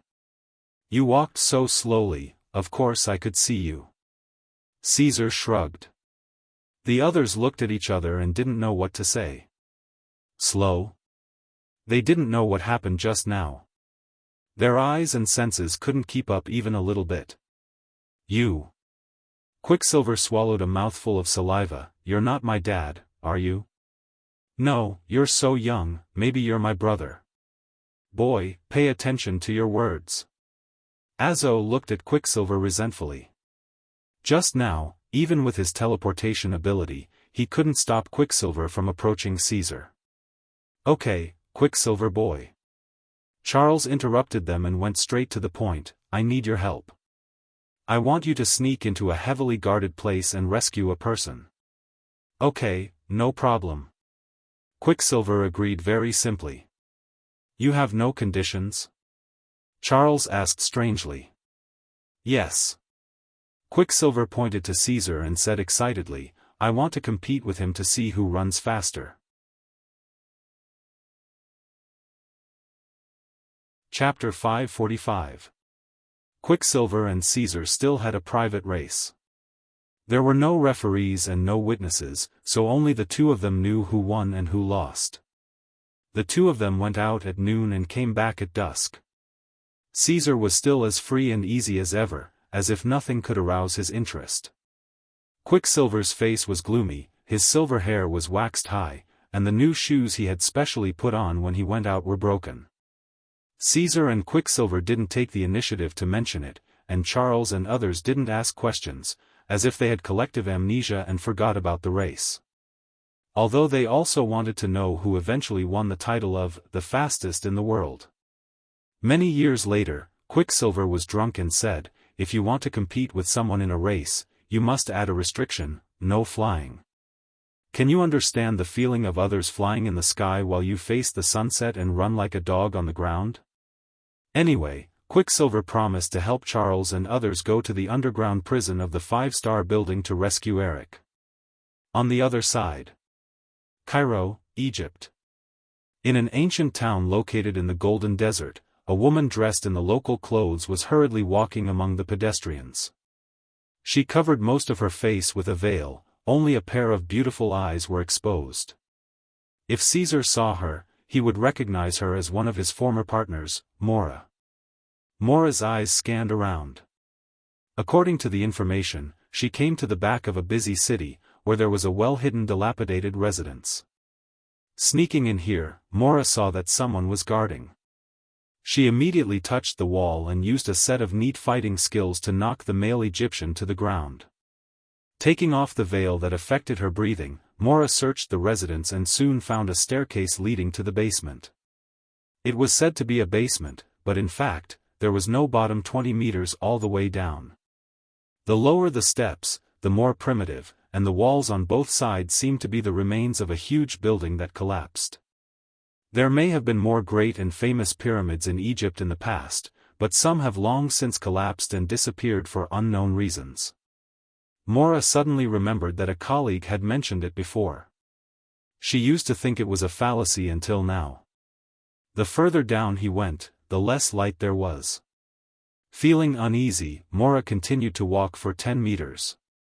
Suddenly, it became clear in front of his eyes, and he could vaguely see the fire below. Almighty God, please give us light. We are your loyal slaves. At the same time, dozens of people were mumbling in Egyptian. Mo was shocked. He hid himself behind the broken pillar. She secretly looked around and found herself in the ruins of a collapsed altar hall. A group of Egyptians lit torches and surrounded a small pyramid sculpture. They kept praying and repeating the words on it. The small pyramid was engraved with patterns and runes, and it actually gave off a mysterious aura. It can't be, could that rumor be true? Mora looked on in surprise and bewilderment. He took out the camera that he carried with him and recorded the remains of the altar, the small pyramid, and the worship ceremony of the Egyptians. Since the appearance of mutated humans on the world stage a few years ago, researchers and intelligence agencies in the world had increased their research on mutated humans. Then, someone was shocked to find out. Mutated humans were not born in recent years. Tens of thousands of years ago, a mutated human was born in ancient Egypt. Saba-Nur. The world's first mutated human. It was said that he could transfer his consciousness to other bodies to extend his life indefinitely and deprive other mutated humans of their natural abilities. He constantly perfected himself to the extraordinary path of omnipotence. The Bible even described it as apocalypse, which could give abilities to others. The 4 powerful knights under Moses almost ruled the world. It's a lie, the legends are all lies, right? Mora comforted herself. But at this moment, the small pyramid suddenly lit up with a strange stream of light. This miraculous scene also made the worshipping Egyptians shout excitedly. Under the gaze of Mora and the group of Egyptians, the stream of light of the small pyramid became brighter and brighter, and the underground ruins began to shake violently. Mora couldn't care less about the horror in her heart. She turned and rushed to the exit behind her, using both hands and feet to escape. The Egyptians who were still in the ruins not only did not escape, but they cheered loudly in the shaking earthquake. Nearly 100 meters underground in the ruins of the pyramid, a man in strange clothes with dark blue skin was lying on the altar. As if he heard the cheers from above, he suddenly opened his eyes that were full of white light. The amazing energy in his body then leaked out and lifted the tens of thousands of tons of ruins on his body inch by inch. The entire Egypt area trembled at this moment. Caesar, who was thousands of miles away, stopped and frowned. He seemed to notice something and looked at the sky. "Young master, what's wrong?" Azazo, who was beside him, asked in surprise. "No, nothing." Caesar shook his head gently and looked up at the five-star building in front of him again. Charles and others had entered the building to start the rescue operation. With the help of Quicksilver, it can be completed in 5 minutes without any accidents. But why does he have a strange feeling? Azazo, you stay here and wait for them. I'm going to a place and will come back to meet you later. Caesar was swift and decisive. Almost as soon as he finished speaking, his body disappeared in a flash, leaving a gust of wind surging outwards. Azazo, who was left with a blank face, looked up at the sky on the left side. There was a white airflow that was breaking through the clouds and disappearing at the end of the blue sky. Passing through the atmosphere, Caesar came to the universe near space and looked down at the large territory of the Earth. When he arrived here, he released the shackles of Superman's facial features. He could roughly perceive what was happening in the world. The complex and dense sound of nature and biological communication was like a stream, converging into a river and an ocean. It only took about 3 seconds. Caesar seemed to perceive something and locked on to the African plate where Egypt was located. His fist rubbed against the atmosphere in front of him and swooped down like a rocket. Cairo, at the steps of the pyramid ruins. Mora was still desperately running up, but the ruins began to collapse for the second time under the violent earthquake. Gravel and dust continued to roll down from the top. When she saw the underground exit, which was still 10 meters away, shrinking and drowning, her beautiful face finally showed despair. Am I going to die? Mora's eyes dimmed as she watched the wall collapse. At the last moment of death, a low voice suddenly sounded in her ears. You're not going to die so soon. Boom, boom, boom, the things that were falling down seemed to be stopped by a force. Mora opened her eyes wide and saw a pair of big hands raised from behind her, just above the boulder and the wall. Looking back, Caesar was looking at her helplessly. Chapter 546. The ruins of the underground building shook violently in the earthquake. The stones fell down with a rumble, and the sand was shaken off. The ruins of the ancient pyramid that had yet to be revealed were about to be completely buried. Mora, why do you always appear in dangerous places? It was the same last time at the Hellfire Club. Caesar held the collapsed boulder with both hands and looked at the pale Mora. He said angrily, if I had come a little later, you would have become minced meat. You're here, aren't you? Mora was still in shock, but the moment she saw Caesar, her racing heart suddenly calmed down. Because as long as Caesar appeared, everything would no longer be a problem. All the crises would be solved. This was the charm of his existence. Caesar looked at the collapsed exit that was only the size of a face and said quickly, hold me tight and close your eyes. I'll take you out of here. Mora nodded, closed her beautiful eyes, and hugged Caesar tightly with both hands. She completely shrank her body into Caesar's broad arms. Caesar protected her with one hand and clenched his right hand into a fist. Then he sped up and rushed toward the exit that was still shrinking. On the ground of the pyramid ruins. The originally dilapidated buildings had been reduced to ruins due to the earthquake. The bricks and sand had drowned the original exit. Many Egyptian locals were still fleeing in panic. Some even knelt on the ground and begged for the gods' forgiveness. At this moment, with a bang, the exit of the original ruins exploded from the inside out. A figure rushed out like a bullet. At supersonic speed, the air exploded layer by layer. Caesar flew into the sky, stirring up a strong wind and stirring up a wave of dust. Many local superstitious witnesses shouted that the gods had appeared. Caesar took Mora and landed in an oasis in the desert. After landing beside a lake, the earthquake that had swept through Egypt finally subsided. Okay, it's okay. Caesar put Mora on the grass. Mora saw the water beside her. Without caring whether it was clean or not, she immediately rushed forward and swallowed the lake water, washing her dusty face. We're saved. With a long sigh, Mora lay back on the grass, her towering chest still heaving. Go ahead. Why did you go down that rat hole? Don't tell me there's a national wanted criminal down there. Caesar teased. I'm afraid it's even more troublesome than national criminals. Mora propped himself up and said with a serious face, just now, there were Egyptians performing a ritual under the pyramid ruins. I guess they wanted to awaken the apocalypse that was recorded in the Bible. Apocalypse? Caesar tilted his head in confusion. Mola nodded. Yes, Tian Chi.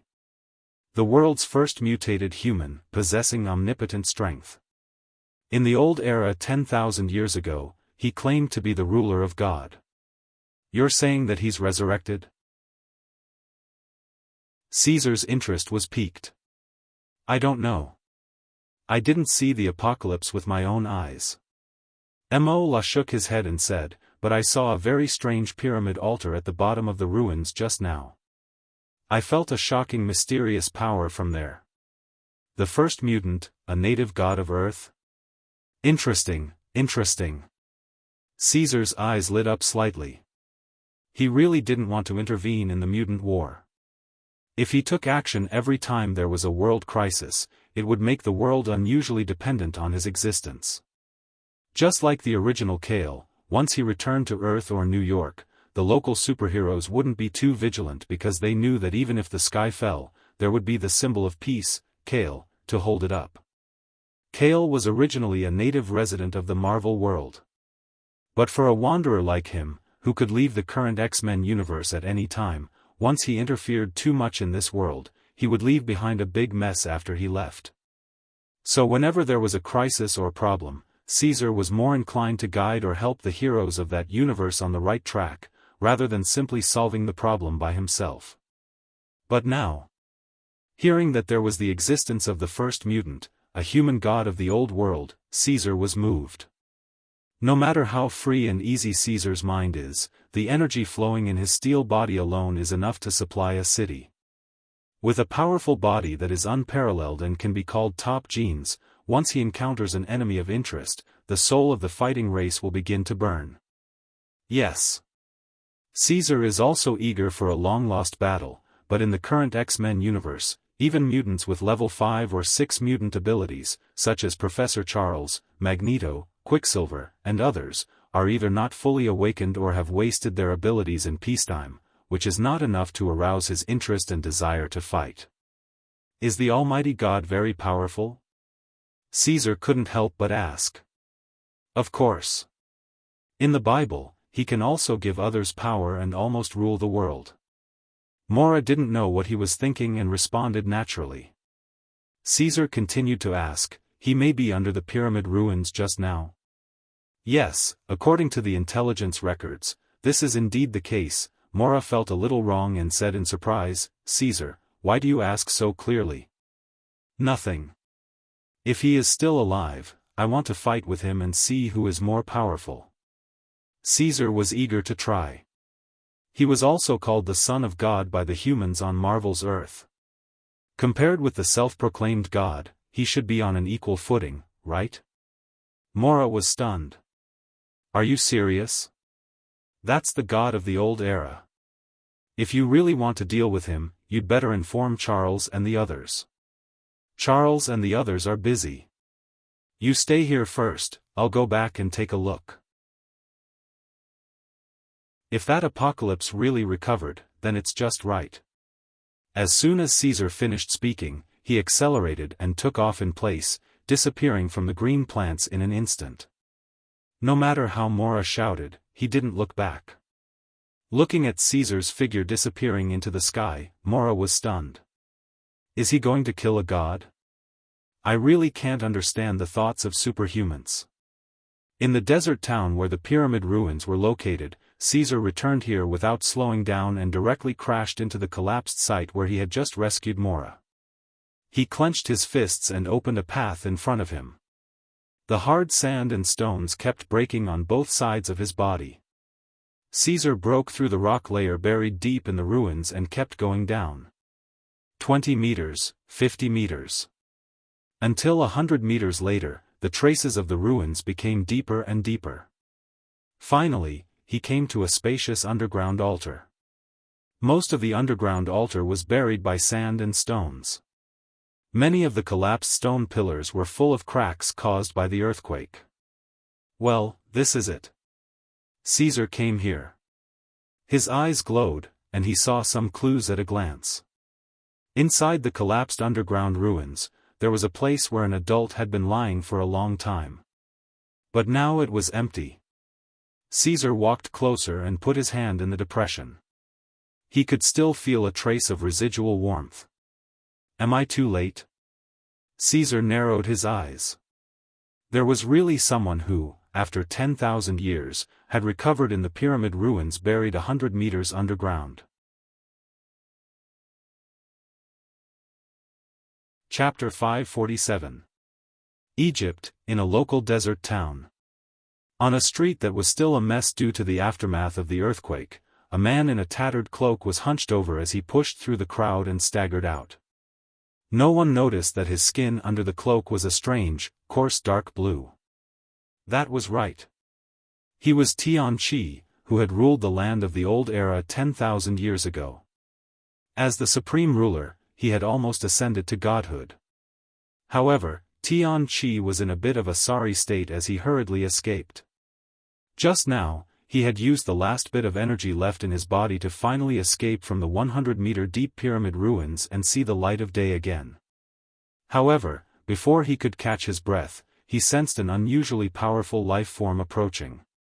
It was obviously coming for the pyramid ruins, so he ignored his weak body and tried his best to escape. Tian-Chi struggled to walk on the road and was almost hit by an oncoming car. He pressed his hands against the brakes of the car that had stopped. With his innate ability of cognition and rapid learning, he quickly learned the internal and external frames and functions of the car just by touching it. "Get out of my way. Do you want to die?" the driver yelled at Tian-Chi. Tian-Chi silently stepped aside and thought to himself, "How long have I been asleep?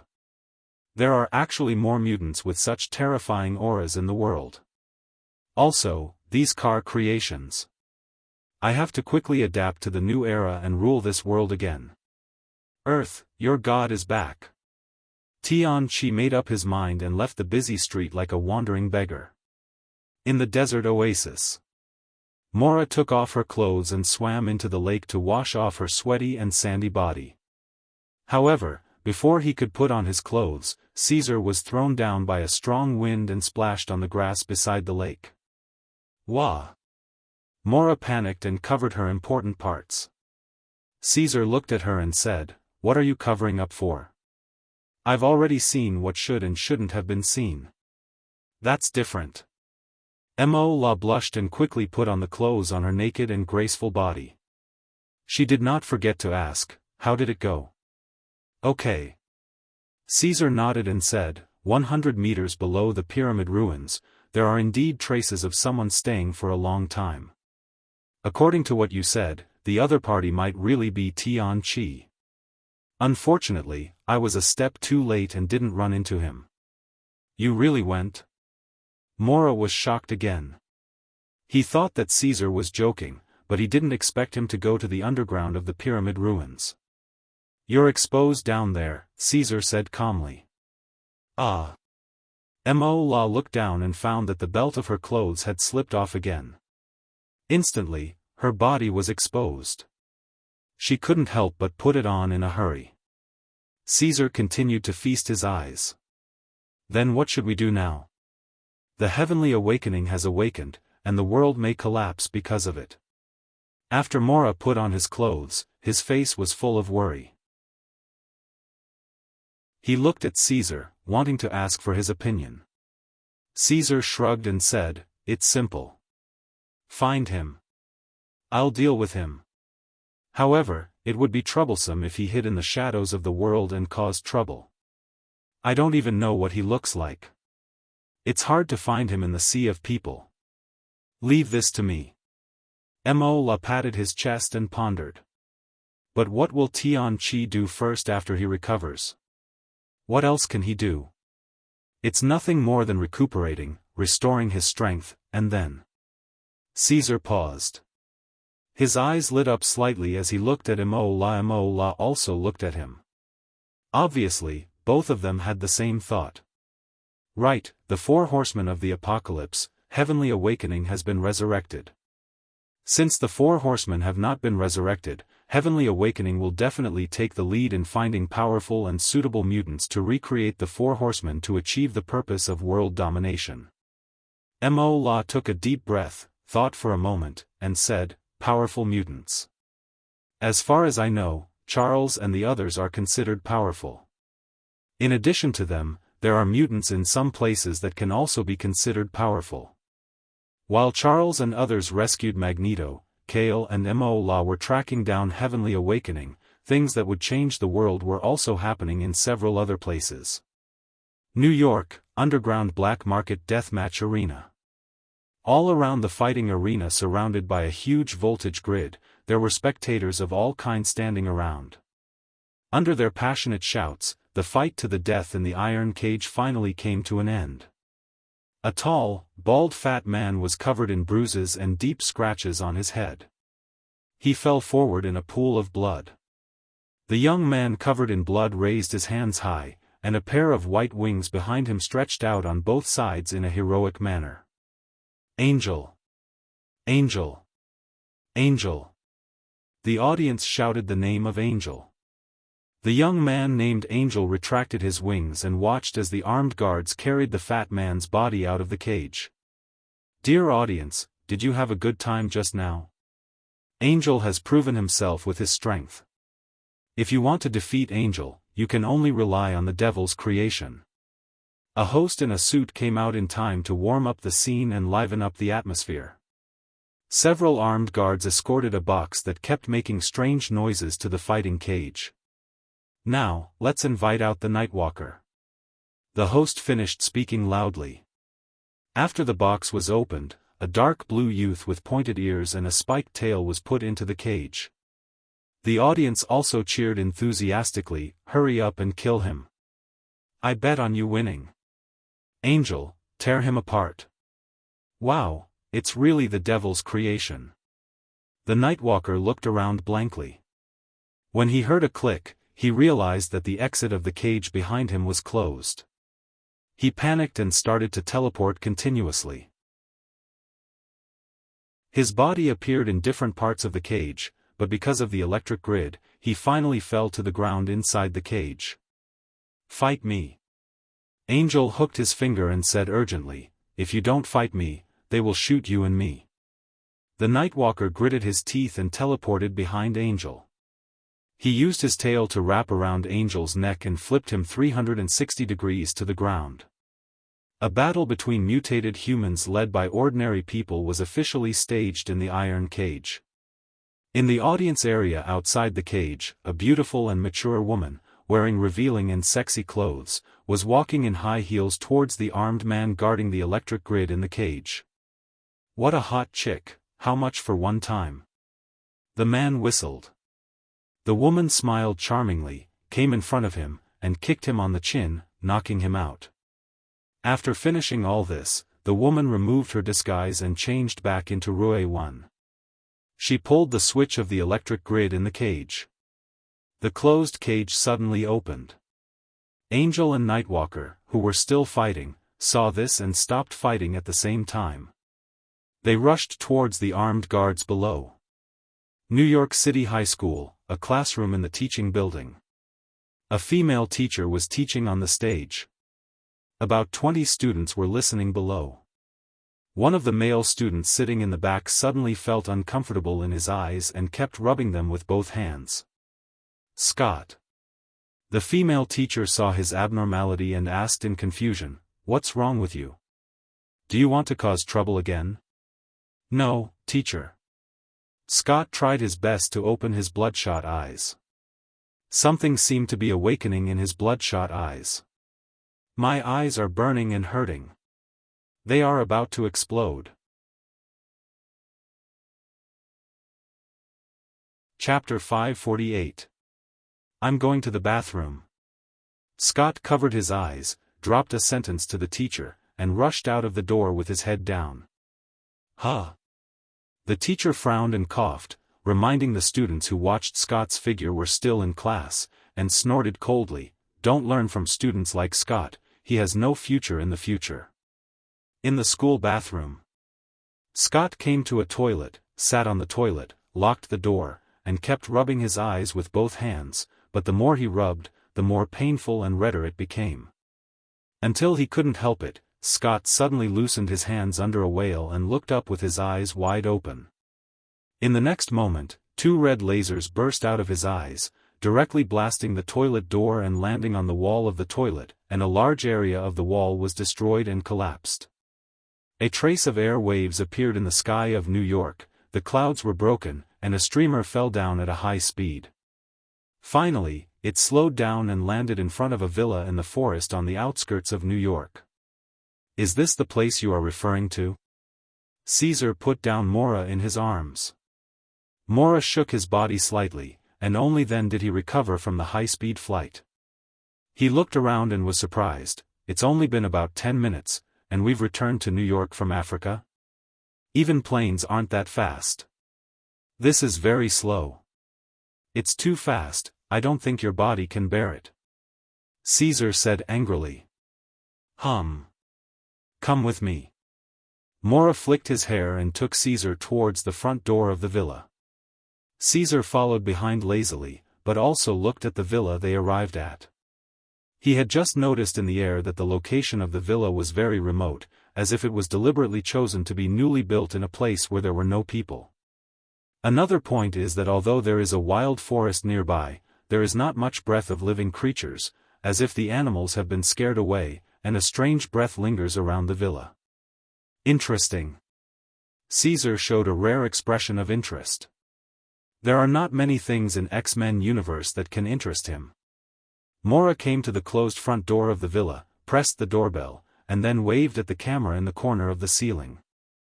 After a while, there was finally some movement inside. After the main door opened, a young woman in home clothes opened the door a crack. She was thin and had dark circles under her eyes. When she saw Mora, she forced a smile. "Miss Mora, you're here. Ms. Green, long time no see. How have you been?" Mora smiled charmingly. "Same old." Ms. Glenn sighed softly. Noticing Caesar behind Mora, she immediately became vigilant. Who's behind you?" "Oh, him." Mola smiled even more charmingly. "He's my younger brother, Caesar. Don't be fooled by his appearance. He is an intern teacher. Such a young teacher is really amazing." Ms. Glenn exclaimed and her vigilance disappeared. Only then did she open the main door and raise her hand to signal, "Please come in." "All right." Mora nodded politely. Only Caesar shook his head secretly. This woman is really good at lying. Ms. Glenn took them to the sofa in the hall on the first floor and made hot coffee on the table. "I don't have anything to entertain you here, so just make do with it. Then I won't be polite." Mora picked up the coffee, took a sip, and then went straight to the point. "Actually, I brought my brother here this time to let him see your child." "What?" When Ms. Glenn heard this, she immediately said, "No, absolutely not." Seeing Caesar's puzzled look, Ms. Glenn realized that she was too excited and said apologetically, "I'm sorry. I was too excited. It's not that I don't want others to touch her, but it's too dangerous. Even I only dare to touch her a little in the afternoon when her ability is at its weakest." "Ms. Glenn, you can rest assured." Mora smiled and said, "My brother is an excellent teacher. The most important thing is that he's the same kind of person as that child." "The same kind?" Ms. Glenn looked at Caesar as if she didn't understand. After Mora's explanation and persuasion, Ms. Glenn finally agreed to his request, but she still put forward a few conditions. First, only Caesar could go there. Second, once anything happened, he had to leave the room immediately. Mora agreed readily. Then, under the lead of Mora and Ms. Glenn, Caesar came to the door of the innermost room on the second floor of the villa. "Remember, if anything happens, leave the room immediately." Ms. Glenn reminded him again, and then carefully took out the key to open the door. After Caesar stepped into the room calmly, the door was closed tightly again. He looked inside and saw that it was a room with closed doors and windows. Even the curtains were drawn. The light inside was dim and the air was a little stuffy. The interior of the room was decorated in a girly pink style. There was a soft carpet on the floor, and various stuffed toys and dolls were piled up on the floor. As the door opened and closed, the wind blew the wind chimes hanging on the ceiling, and a crisp and pleasant sound echoed in the room. Caesar took a few steps forward and felt a resistance in front of him. There was also a voice that directly invaded his brain, don't come in. Caesar's expression didn't change, and he calmly walked forward. He came to the side of the pink bed and stretched out his hand to pull open the bulging quilt. Under the quilt, a white and cute little girl was curled up into a ball. The little girl was about 10 years old. She was wearing cat pajamas, and the skin on her neck and wrists was as white as snow. Her long golden hair that reached her waist fell on the bed, like a silly and cute kitten, and also like a rose that bloomed alone on the cold wall. Aren't you afraid of me? There were still traces of tears on the little girl's face. She didn't open her mouth, but her thoughts were directly transmitted to Caesar's brain.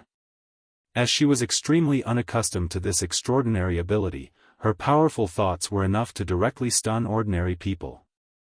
Caesar didn't show any discomfort. He reached out his hand to touch the little girl's head and asked, "Can you hear my thoughts?" "I can't." The little girl looked at him in surprise. This time, she finally used her mouth to speak, and her voice was as small as an ant's.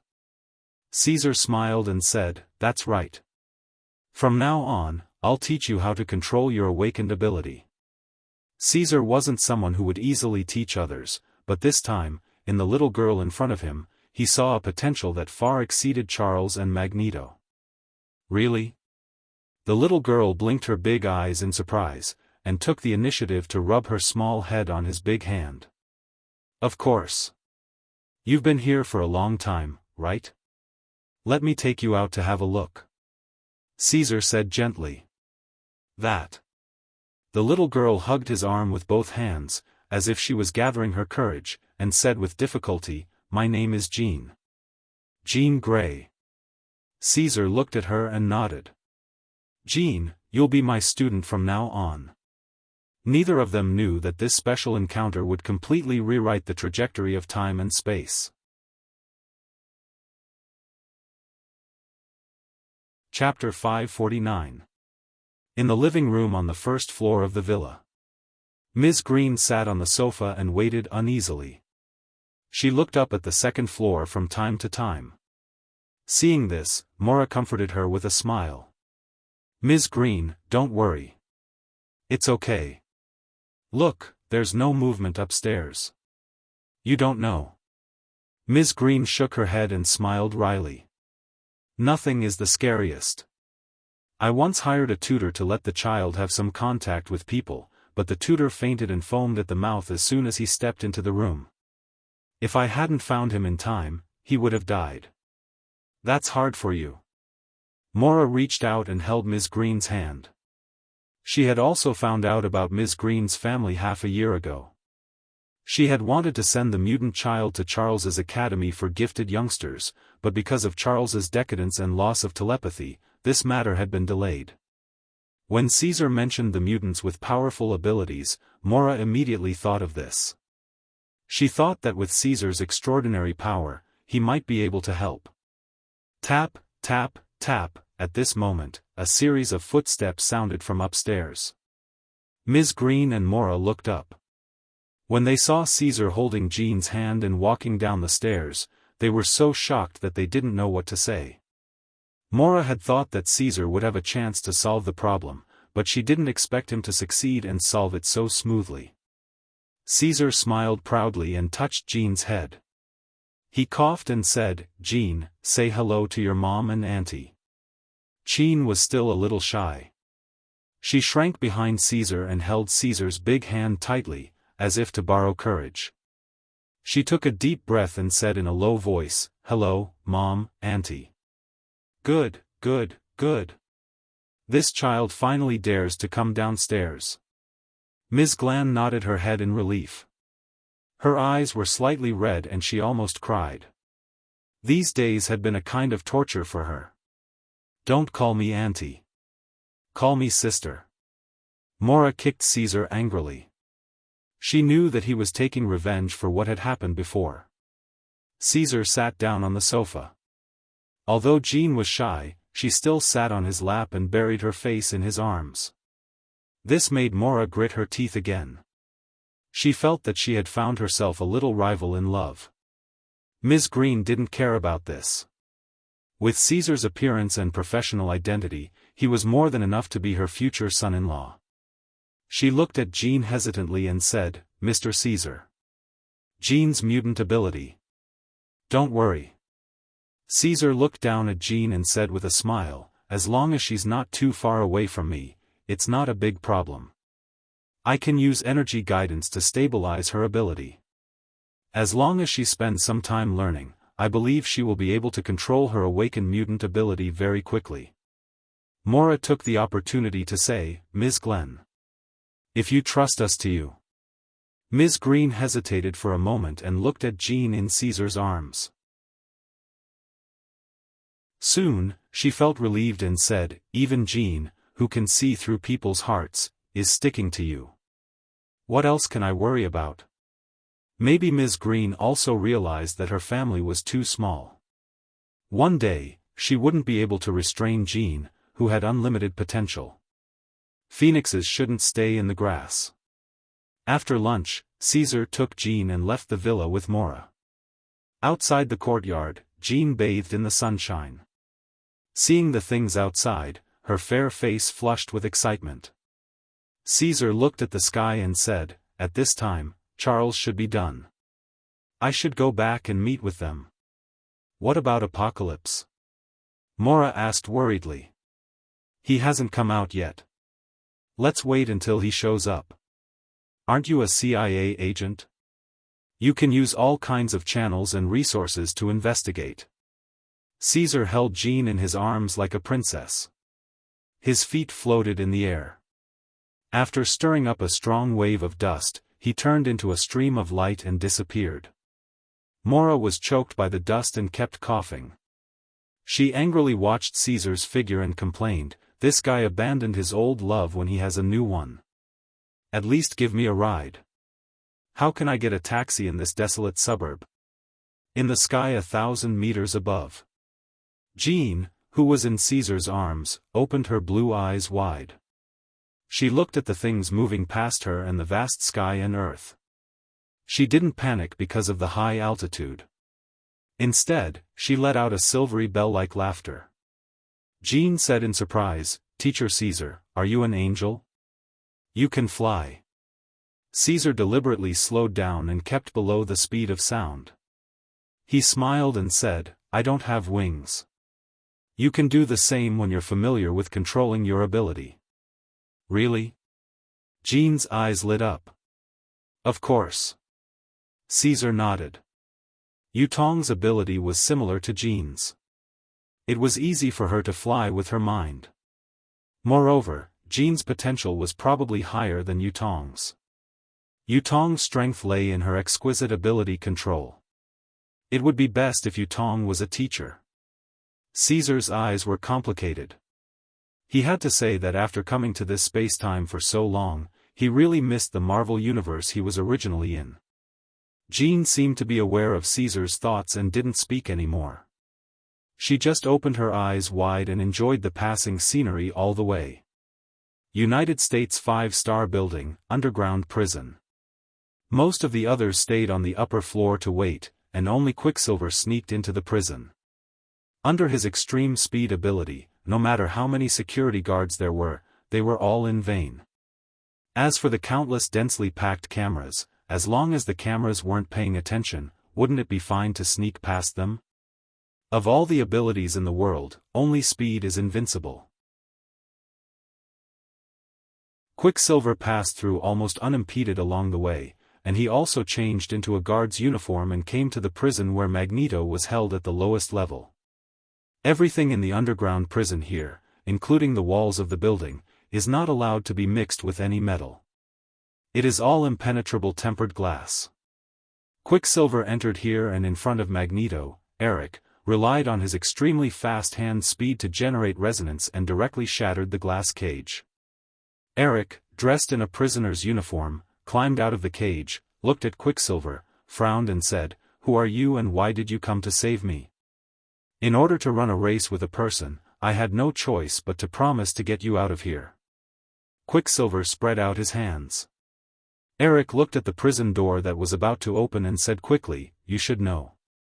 After the glass cage is broken, a large number of underground guards will come here. Their pistols are all made of plastic, and I can't deal with them." "I know." Quicksilver bickered and came behind Eric, holding his waist with one hand and the back of his head with the other. The prison door slowly opened, and a dozen guards appeared with special guns, and Quicksilver and Eric disappeared in an instant. The next moment, Quicksilver and Eric entered the underground elevator 50 meters away. Eric was shocked, holding the elevator, his head was a little dizzy. "That's the aftermath of high-speed movement. You're not bad." Quicksilver shrugged and said casually, "I heard that your ability is magnetic field control. It just so happens that my mother slept with a man who could control metal when she was young."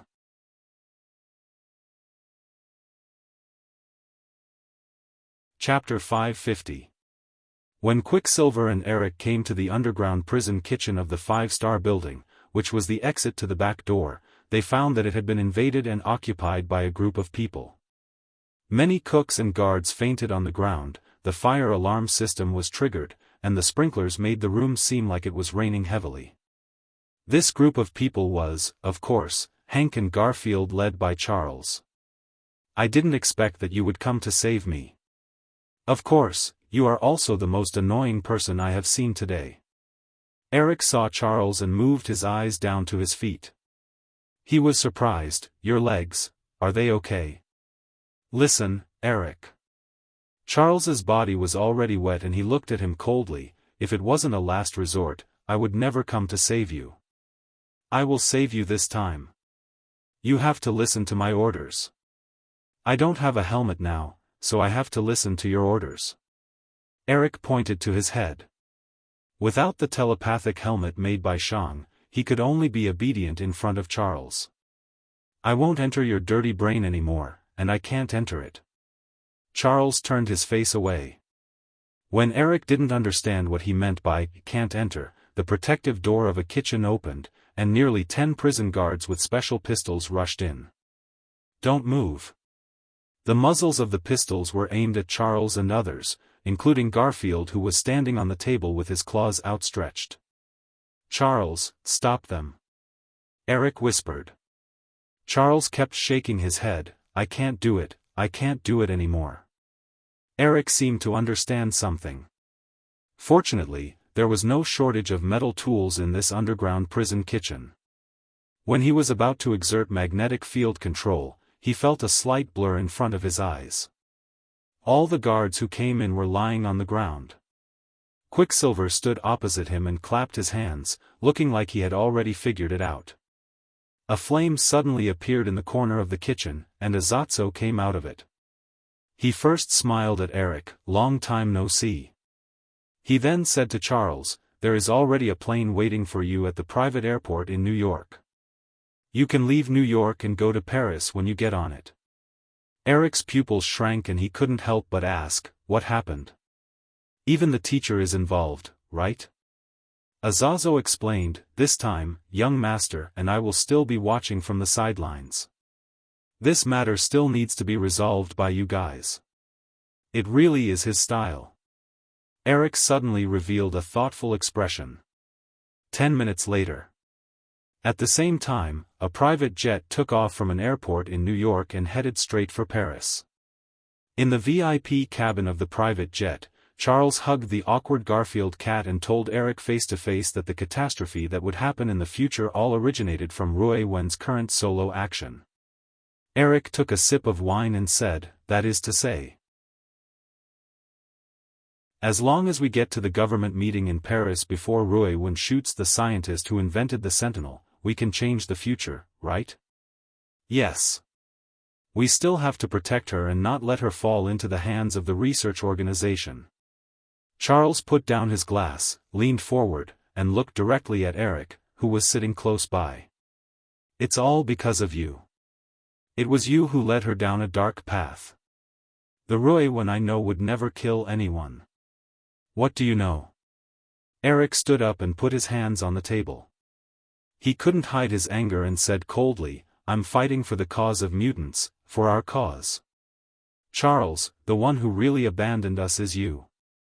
Most of Eric's magnetic field ability came from anger, so under the anger, the magnetic field was infinitely strengthened and magnified, directly interfering with the private jet flying at an altitude of nearly 10,000 meters.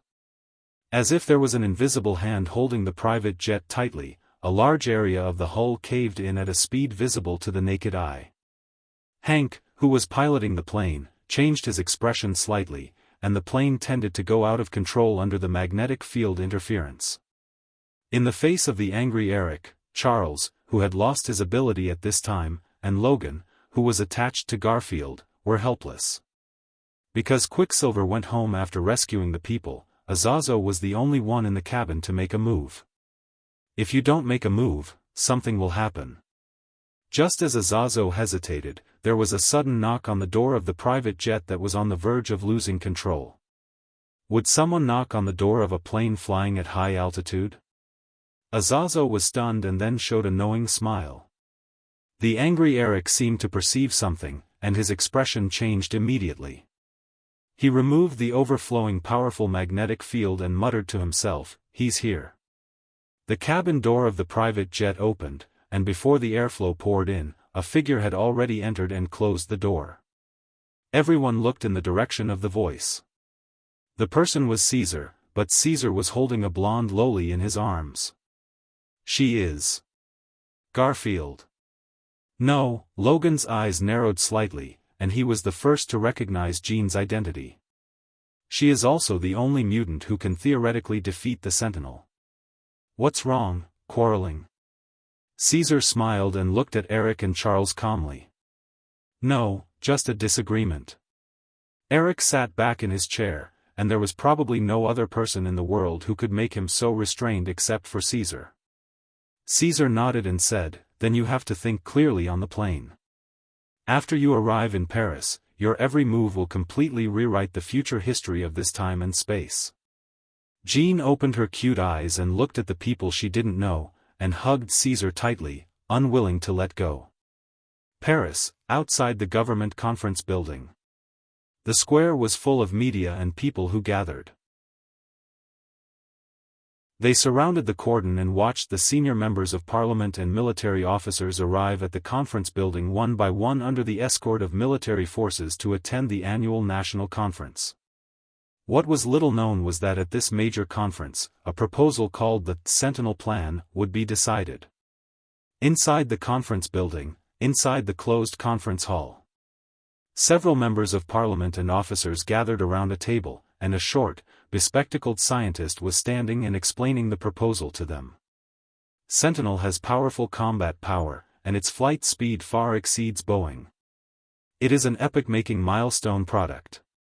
Most importantly, it can detect and lock onto the mutants' genes, and only eliminate the mutants hidden among ordinary people. As Trask explained, he didn't forget to take out the small detection device from his pocket. Even if I activate it now, it won't have any reaction. Before he finished, the small detection device beeped like a slap in the face. Trask changed the topic and scanned the people in the conference hall, and said with certainty, unless there are mutants among us. The small detection device turned slightly, and when the alarm reached the maximum, the detection antenna was aimed at the military officer disguised as Rui when sitting in the main seat.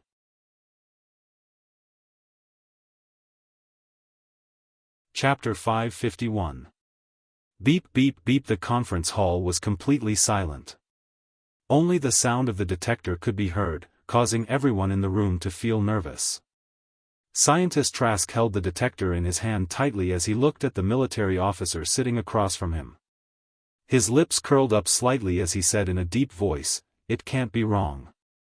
You are a mutated human." As soon as he said that, the faces of the other people in the conference changed as they looked at the military officer in shock.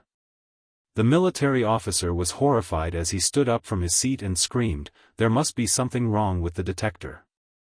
How can I be a mutated human? Tell me. My detector will never be wrong. Mutated humans have many special abilities that we don't know about. Everyone here should know this," Trask said confidently. The two officers were still doubtful, but they still surrounded the military officer and tried to subdue him temporarily. No matter what, they would rather make a mistake. "You," Rui Wen's eyes turned sharp. Her disguise was almost exposed, so there was no need for her to continue. As the surface of her body transformed, her skin transformed like thorns, and her entire body returned to the original red-haired, blue-skinned female appearance. The moment she returned to her original naked body, Rui Wen attacked with both hands. Her actions were decisive and sharp as she knocked the two officers close to her to the ground. Some politicians had never seen such a scene before as they ran out of the conference hall with pale faces. Trask saw that the situation was not good as his short body kept retreating until his back touched the foot of the conference room. "You want to destroy us mutated humans? Where do you think you are going?"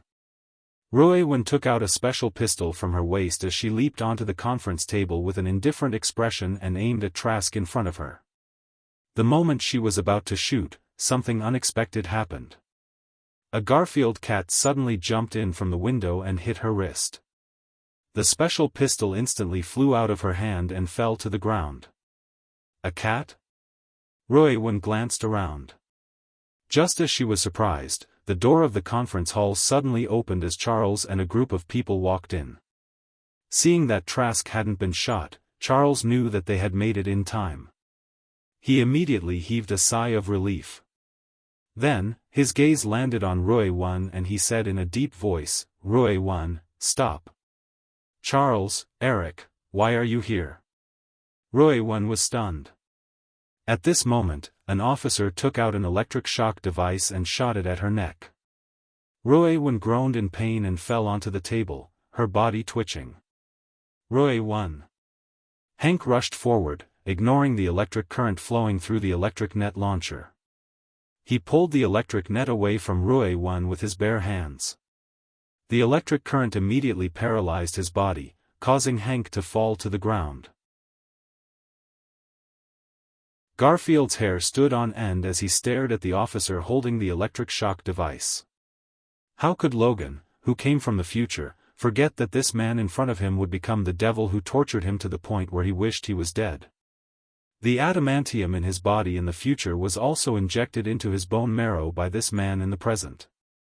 Seeing that Charles and the others were on Rui Wen's side, the officer stopped shooting and fled to the conference hall in a hurry. Garfield hesitated, but in the end, he didn't chase after them. After all, with his weak cat body, he would only be courting death if he chased after them. Does this count as changing history? Young Master. On the rooftop of the conference building, 3 people stood on the rooftop. Azo turned around and looked at Caesar, who was holding Jean's tender hand. "It's still hard to say." Caesar narrowed his eyes. Like Azo, he was constantly paying attention to what was happening below. Trask wasn't killed, so the Sentinel project ended. "Isn't this a success?" Azo's face was filled with confusion, but his voice quickly weakened as he thought of a very important point. Charles and the others did stop Trask from being shot, but Rui Wen attacking a government official in the conference hall had become an unchangeable fact. The government members saw the huge threat of the mutated humans from Rui Wen and might agree to start the Sentinel project in the future. The crisis in the future hadn't been resolved, and the key was still Rui Wen and the unfinished Sentinel. Caesar and Azo weren't the only ones who thought of this. Inside the chaotic conference hall, Eric suddenly bent down, picked up the pistol on the ground, and aimed at Rui Wen who was lying on the table. Charles, Garfield, Logan, Hank, who was gradually transforming due to the electric shock, and Ruiwan, who was waking up from the paralysis, were all completely stunned by this turn of events.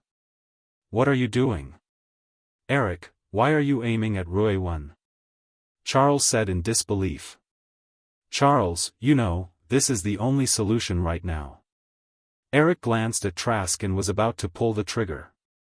Charles rushed forward in time and snatched the pistol. He didn't forget to shout, "Ruiwan, run! Eric wants to kill you." Ruiwan, driven by the desire to survive, quickly got up from the table and rushed toward the floor-to-ceiling window. "It's too late." Eric shook his head and grabbed with his left hand. The pistol that was snatched by Charles automatically pulled the trigger. Under the control of the magnetic field, the bullet chased after the back of Ruiwan's head as if it was equipped with a tracking system. "No!" Under Charles's desperate cry, Ruiwan crashed through the floor-to-ceiling window and fell. She was shot in the back and fell to the ground from a height of 10 meters. "Oh my God! What is that? A humanoid monster?" The square outside the conference building was still surrounded by a large number of people and media. When they saw the strange-looking Ruiwan fall to the ground, it immediately caused a commotion. Many media immediately picked up their cameras and madly took pictures of Ruiwan, who was in a seriously injured state. "Hank, go save Ruiwan." Charles hugged Eric's hands tightly and shouted at Hank on the ground. I got it." Hank's muscles had expanded by half, and his whole body had grown blue hair. His inhuman physique was no longer paralyzed. He directly threw the electric net in his hand away and jumped out of the broken floor-to-ceiling window. "Another one, a werewolf? A lion man?" Under the exclamation of the crowd outside, Hank landed on the ground and ignored the flashes of the media around him. When he saw the shot and injured Ruiwan lying in a pool of blood, his wild face showed heartache. He reached out and picked her up in a princess carry. "Ruiwan, don't be afraid, I'll take you for treatment. You'll be fine. All of you, get out of my way." Hank raised his eyes and looked coldly at the people outside the square. Accompanied by the roar of the beast, the crowd panicked and made a feasible passage. "Want to run? All of you, stay here." Eric's indifferent voice came from above. With the help of the metal on his shoes and belt, he floated from the conference hall to the square outside and blocked Hank's way.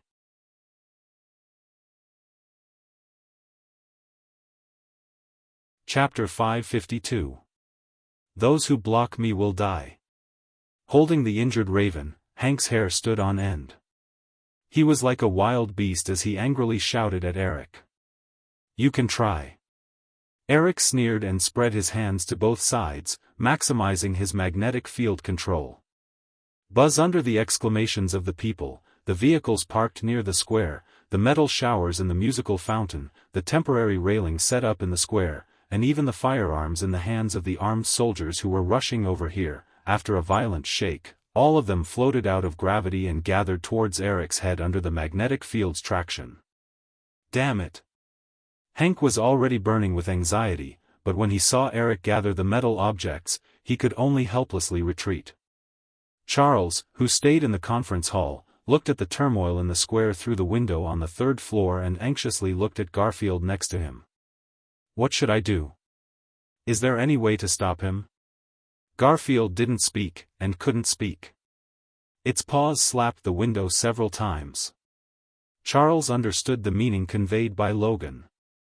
He covered his head with both hands and said in pain, "I know, but I can't do it now. Damn it, I can't do it.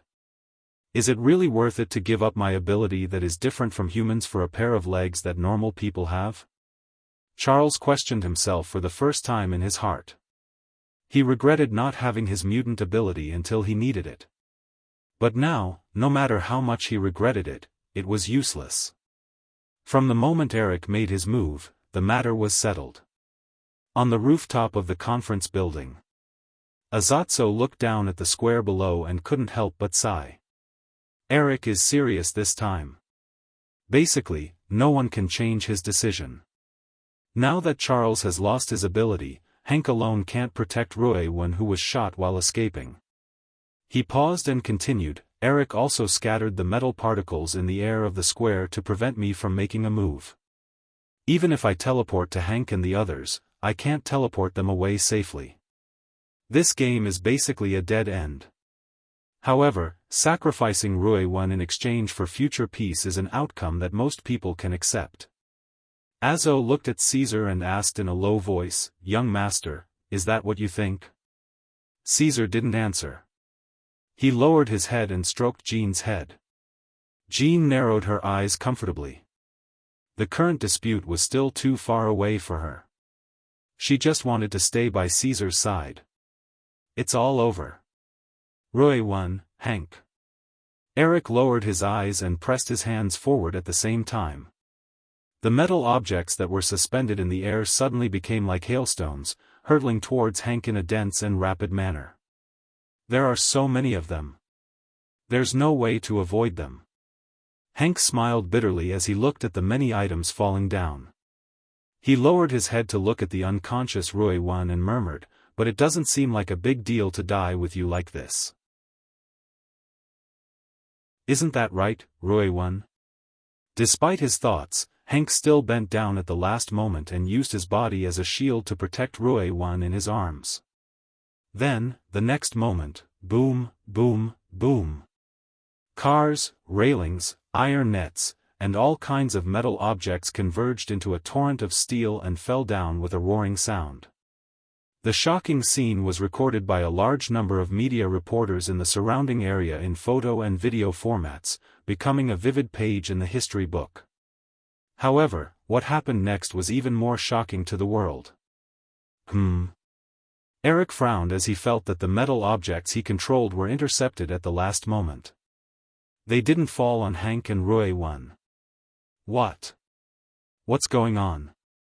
Hank, who was holding Ruiwen in his arms, opened his eyes. When he saw the tall figure on the ground, his body trembled and he quickly looked back. He saw Caesar standing behind him, holding a truck with both hands. The rest of the metal objects that fell down piled up into a small hill. Teacher Caesar. Hank almost burst into tears. It wasn't that he hadn't seen Caesar in action before. It was just that Caesar wouldn't do it in front of outsiders, let alone interfere in major events. However, this time, in front of the whole world, when he and Ruiwen were about to die, Caesar still broke his own principles. I can't help it. Jean is watching. Caesar shook his head helplessly and said casually, if I don't save my former disciple, then all the principles and bottom lines are meaningless. Taking a deep breath, Caesar pushed the metal hill high into the air. He didn't do anything, but the metal mountain kept shrinking at a speed visible to the naked eye. Caesar squeezed the 10-meter-tall metal mountain into the size of a football. He fiddled with it a few times with his hands, threw it up slightly, and kicked it forward with his right foot at high speed. Eric, this is for you. The compressed small metal ball broke the sound barrier and the air exploded layer by layer. Eric stretched his hands forward and tried his best to control the magnetic field, but he still couldn't stop the metal ball. He could only slightly shake its trajectory. Whoosh, the metal ball moved slightly upward and narrowly passed over Eric's head. After hitting the memorial stone in the square, it didn't slow down and disappeared into the sky, becoming a little black dot until it disappeared without a trace.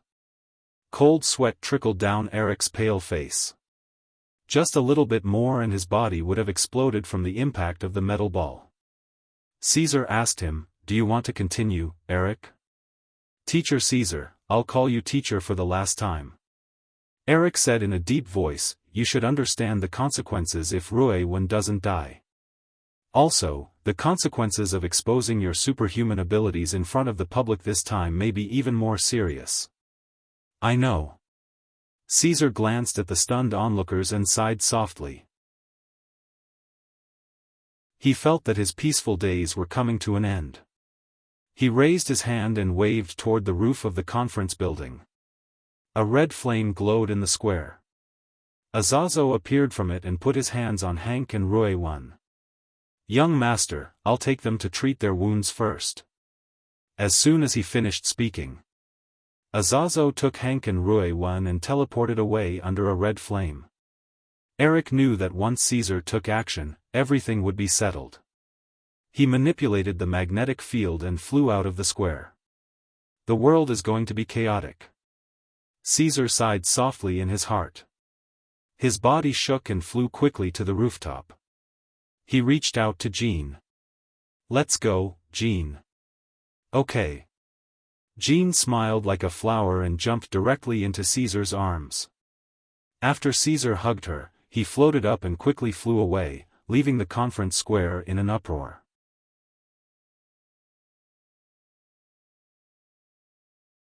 Chapter 553. Although Caesar and the others left, the aftermath left behind still caused an epic sensation in Paris. This day will definitely be recorded in history. If it was a few years ago, the most primitive X-Men team and the Hellfire Club, the battle between the mutants staged in front of the battleships of various countries, made a small part of the world aware of the existence of mutants. This time, Rui Wan, Hank, Eric, Caesar, and Azazo, in the square of Paris watched by countless people and under the eyes of the media from all over the world, carried out a short and extraordinary battle that completely exposed the existence of mutants to the world. In less than half a day, the discussion about the battle had covered the entire city of Paris. Reporters from all walks of life from all over the world scrambled to cover this major event in newspapers, radio, television, and other forms. The content of the report did not need to be exaggerated, just describing the facts was enough to shock the world.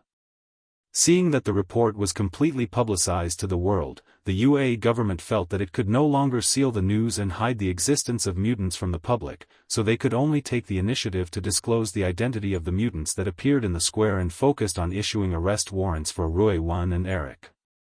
Magneto Eric Lancel, a German Jew who once entered a concentration camp. His mutant ability was magnetic field control, which allowed him to manipulate any metal for his own use. The country specially made non-metal guns and underground prisons for him. He was the founder of the Mutants Brotherhood, who once attacked the former president of the UA, and was the most dangerous and powerful mutant terrorist. Mystique Rui Wan Darkholm, who grew up in the United States.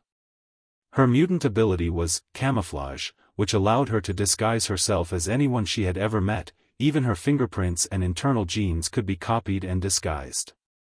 A dangerous person with an antisocial personality, a core member of the Mutants Brotherhood. Red Devil Azazo, whose mutant ability was instant teleportation, could teleport people up to 6,000 kilometers away. Once a member of the Hellfire Club, now suspected to be Caesar's personal butler. Beast Hank McCoy, whose mutant ability was beast form, had the powerful offensive physique of a beast. Once a scientist at the CIA Research Center, now the personal butler of Professor Charles. After the above personal information was announced to the world, it caused another uproar. The mutants had become the hottest topic in history. Of course, there was also another piece of personal information. After the government released it to the public, almost everyone was shocked speechless. Superman Caesar. Birth unknown. Family unknown. Mutant ability unknown. He could fly at supersonic speed, and his strength was unknown. He could easily carry a 100-ton object. His 5 senses were unknown. His speed was unknown. His physique was unknown. He had lived with Professor Charles when he was young. Later, he received the title of Duke of England. His family was rich, but he had always kept a low profile among the people. He often went to banquets and bars all over the world. Given Caesar's identity and ability, even the government didn't dare to issue a warrant for his arrest. What level of personal information is this? A generation of superhumans, officials, and riches, is he still a human? He's clearly a god. For a while, Caesar's reports and topics were overwhelming. It rose to the top of the hot discussion in a short period of time, suppressing the discussion about the danger of the mutants. Some people even regarded Caesar as a god. Most of them were women. This made the governments of the major countries hold meetings to discuss how to deal with powerful mutants like Caesar. If even the governments of the major countries couldn't suppress the mutants, then wouldn't the mutants be above the law and the people? This would undoubtedly be a devastating blow to the legal society. In the White House of the UA Empire, presidential meeting. Although this meeting was an emergency, it was hosted by the current president. There were senior generals and major members of Congress. It was a meeting that could affect the entire world. The president frowned and glanced at the people in the meeting room. He asked in a deep voice, "Is that Caesar really that powerful? Even the national military can't suppress him? Mr. President, it's not a matter of whether he's powerful or not." While the generals and members of Congress were silent, the current CIA officer stood up, took out a few files, and replied, "I have a few in-depth investigations on Caesar. Although we only know the tip of the iceberg, we can still directly feel his ability. Let me see." The president waved his hand, and the secretary immediately placed the files on the table in front of him. He picked up the first file with a photo and was immediately stunned. It was an aerial photo of space.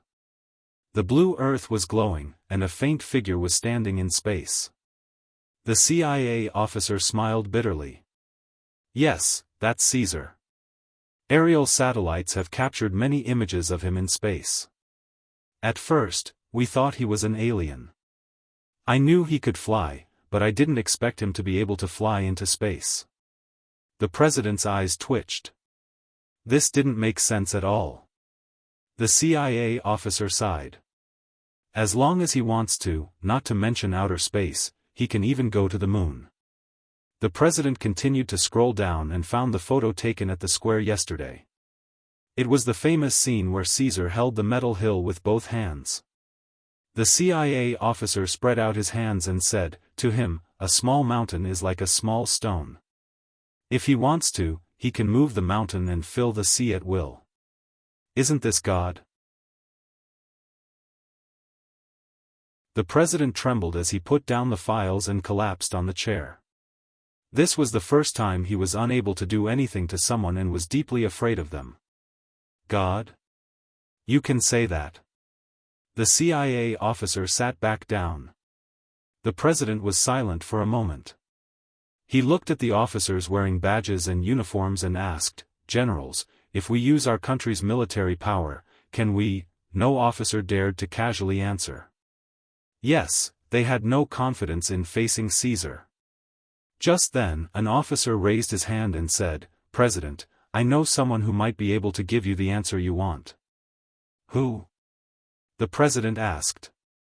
"Come in, Trask," the officer shouted at the door of the conference room.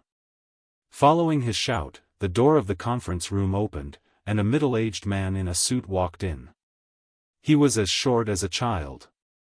Trask bowed to the president and said, "Mr. President, officers, and members of parliament, hello. I'm the scientist in charge of the Sentinel Project." "Sentinel Project?" the president muttered in surprise. Trask smiled and said seriously, "That's right. Just yesterday, in the square, after obtaining the blood left behind by a mutated human, I finally completed the research and plan for the Sentinel Project." At the same time, in a dimly lit basement somewhere in Africa, Apocalypse sat cross-legged on the floor covered with a carpet. He closed his eyes and rested. After the basement door opened, an African submissively placed a newspaper on the floor in front of him. After a while, Apocalypse opened his eyes. A white light flashed in his eyes. He lowered his head and looked at the newspaper. It was all about Caesar and Magneto. A strange smile appeared on his dark blue face. "Finally, found it."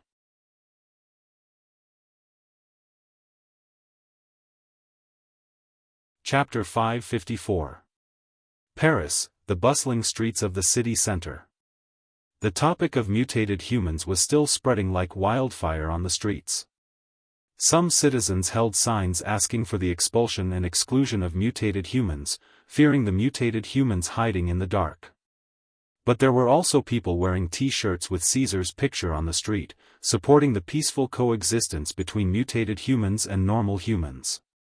For a while, all kinds of conflicts occurred. The sky seemed to be affected by the atmosphere, dark clouds covered the sky, and a huge storm was about to come.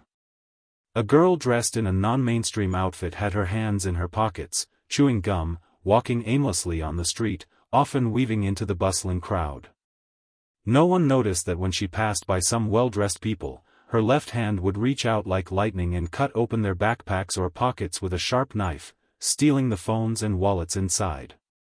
After a while, the non-mainstream girl's pockets were bulging, full of loot. She left the crowded street and came to a secluded alley without any surveillance cameras. The non-mainstream girl squatted on the ground and was counting her loot when a deep and heart-stopping voice suddenly came from behind her. "Child, with your extraordinary ability, you don't have to do such a thing." The non-mainstream girl was shocked and turned around, only to see a mysterious person with dark blue skin, dressed in a retro style, looking at her with a kind face. "Who are you?" The non-mainstream girl took out a knife cautiously and held it in front of her. Apocalypse smiled. "I'm a god from the old era, you can call me Lord Apocalypse." "Lord Apocalypse? What's that?" The non-mainstream girl frowned. Just then, the police appeared at the entrance of the alley. When the middle-aged police saw the two, he immediately took out his gun and shouted, "Police! You two, raise your hands immediately." "How unlucky." The non-mainstream girl looked at Apocalypse unhappily, spat out the gum in her mouth, threw the knife on the ground, and raised her hands to the police. "And you?" The middle-aged police shouted at Apocalypse, who was unmoved. "Mere mortals." Apocalypse shook his head lightly and raised his left hand. In the next moment, the police's gun disintegrated into countless parts, falling to the ground with clanking sounds. "Go!" Tian-Chi pointed a finger, and the fleeing police officer's body floated into the air and disappeared into the wall of a nearby building. The wall sealed off his body like a swamp, leaving behind only a mural of a real person howling with his mouth wide open. "Who the hell are you?" The non-mainstream girl's face was pale as she sat down on the floor of the alley. "Tian-Chi." Tian-Chi smiled and gestured in the girl's direction as if he was injecting something into her body. The non-mainstream girl fell to the ground and struggled in pain. Accompanied by her screams, white lightning began to awaken on her body and sizzle away. At the same time, the dark clouds in the sky continued to press down, thunder roared, and lightning struck the street lamps around the alley like dragons and snakes. Many passers-by screamed and fled in fear. "What's wrong with me?" The non-mainstream girl opened her eyes and asked as she looked down at her hands that were wrapped in electricity. "Child, you have the power of nature within you. You are above the heavens. From now on, follow me and help me create a new world ruled by God." Tian-Chi looked at her calmly. "Now, can you tell me your name?" "Master Tian-Chi." "My name is Orolo Monroe, Lady Stormsword." Lady Stormsword knelt on one knee and said respectfully, "Let's go." Tian-Chi opened a purple energy portal and extended an inviting hand to Lady Stormsword. "Master Tian-Chi, where are we going?"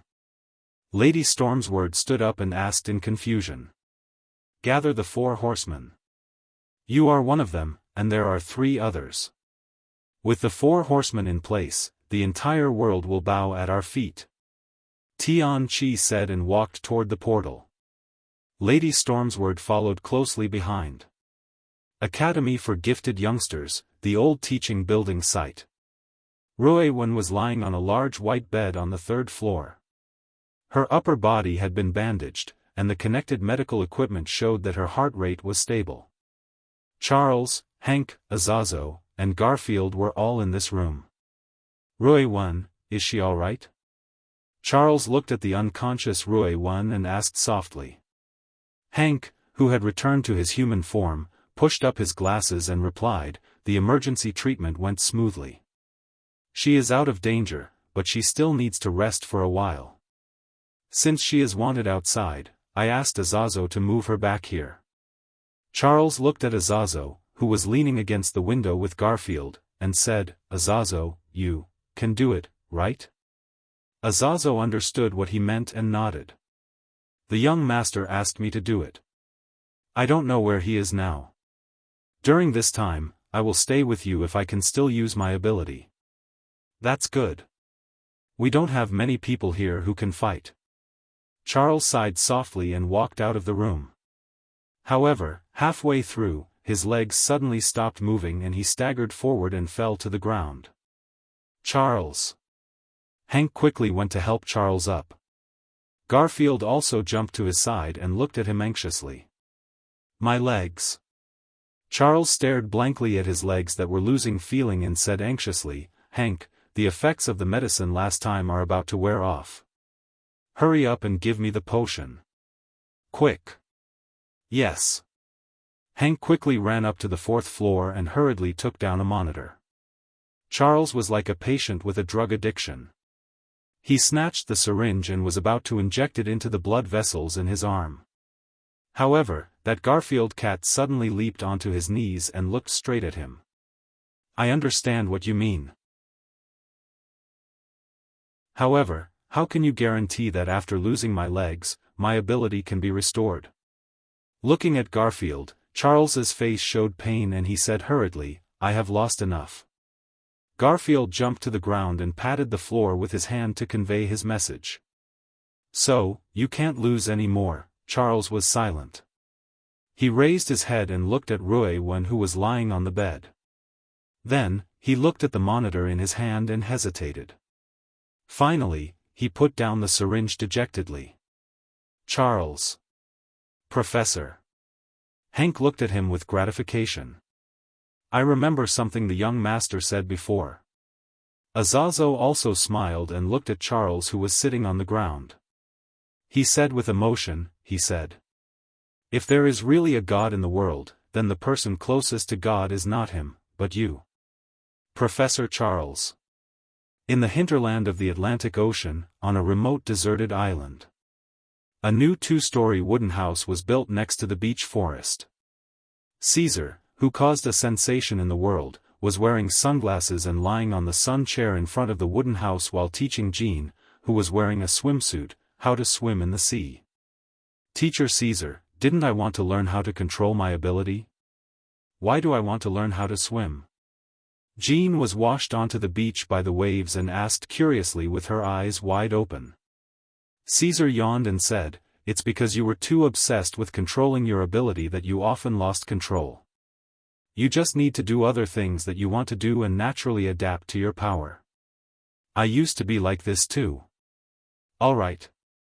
Jean pouted and dived into the clear seawater again. Caesar took off his sunglasses, looked at the blue sky and said to himself, "The calm before the storm."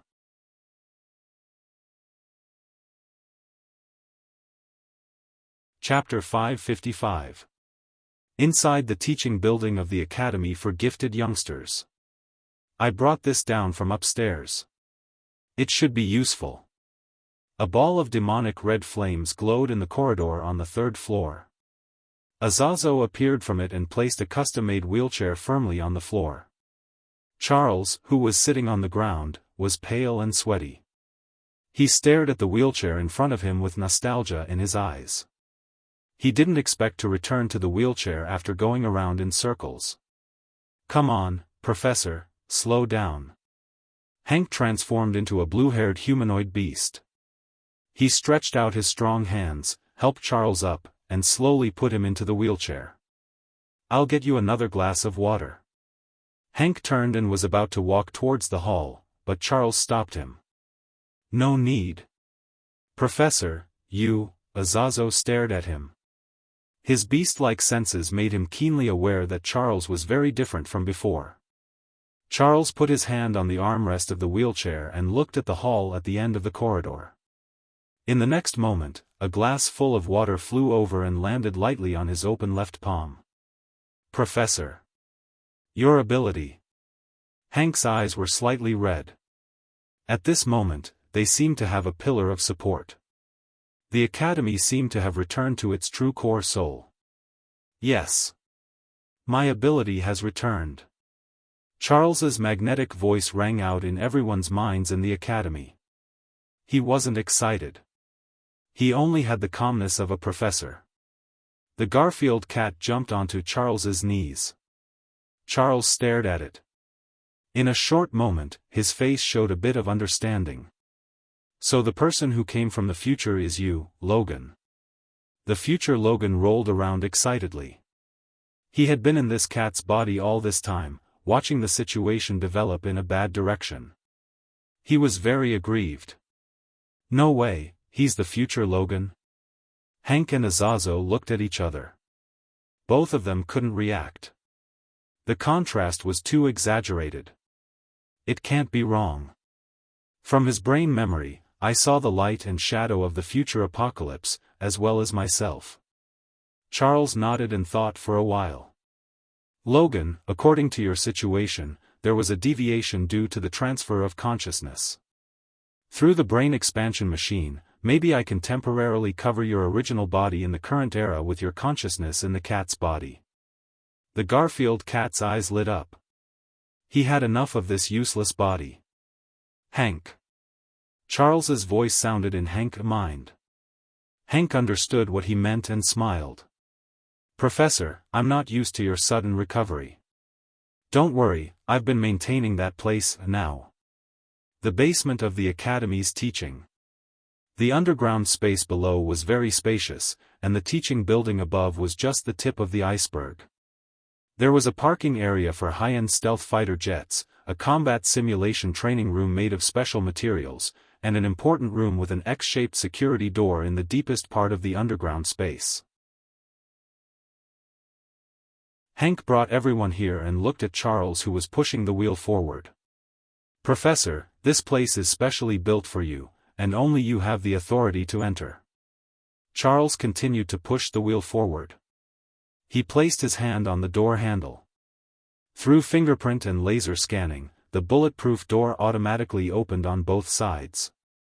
Inside was a straight and long passage. At the end of the passage, there was a mechanical helmet.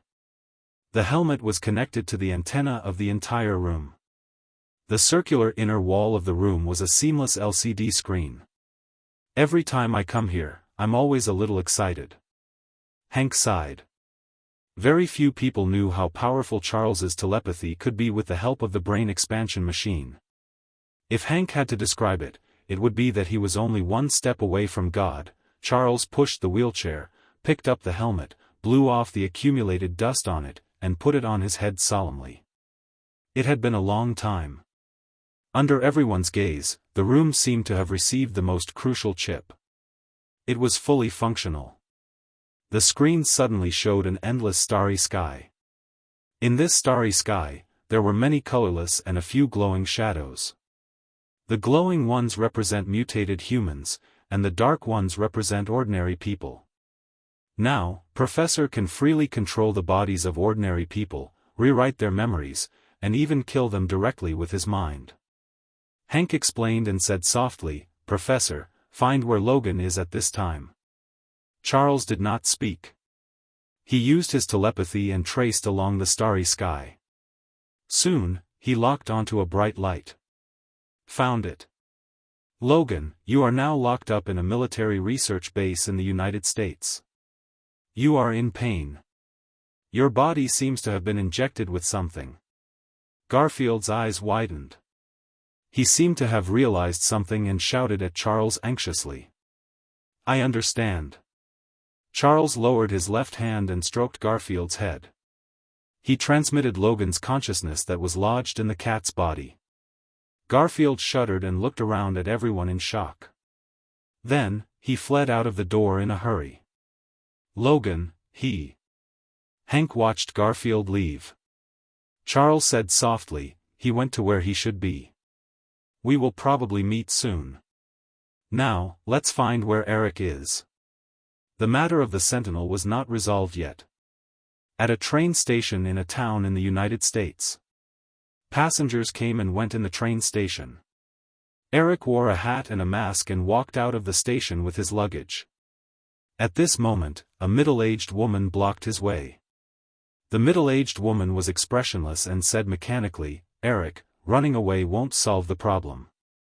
Eric's pupils contracted violently and he blurted out, "Charles?" "Yes." The middle-aged woman nodded. "You are the one who has been running away." "I have never run away." Eric snorted and walked around the middle-aged woman with his luggage. "Since you have recovered your ability, we can use each other's methods to solve the Sentinel's problem." The middle-aged woman's hazy eyes regained clarity. She frowned and did not know why she stood there for a while. A teenager passed by Eric and said inexplicably, "Eric, your way won't work. It's better than you staying where you are." Eric continued to walk out. A man walked towards him and accidentally bumped into Eric. While apologizing, he continued the unfinished topic, "I have seen a corner of the doomsday future. Mutants must live in peace with ordinary people. Because what you see is a future of failure." Eric pushed the man away and walked out of the train station through the fake ID. X basement. Charles sighed helplessly, "He didn't listen to my advice." However, he had already expected that Eric was such a person. Even if the whole world was his enemy, he would stubbornly do what he thought was right. Azo asked curiously, "Professor, can you find the young master?" Charles was silent for a moment and said, "In theory, I can because his will is too dazzling. Even if I don't deliberately look for him, I will inadvertently see him. But I can't see him now. There is an unknown and chaotic telepathic field around him that blocks my telepathy." Hank understood, "It's the little girl he brought. She can actually interfere with you in this state?" "Yes." Charles nodded, "You're tuning in to the Xiaofan's Wuxia Tales YouTube channel. Don't forget to subscribe and join us on this journey to catch the most captivating stories.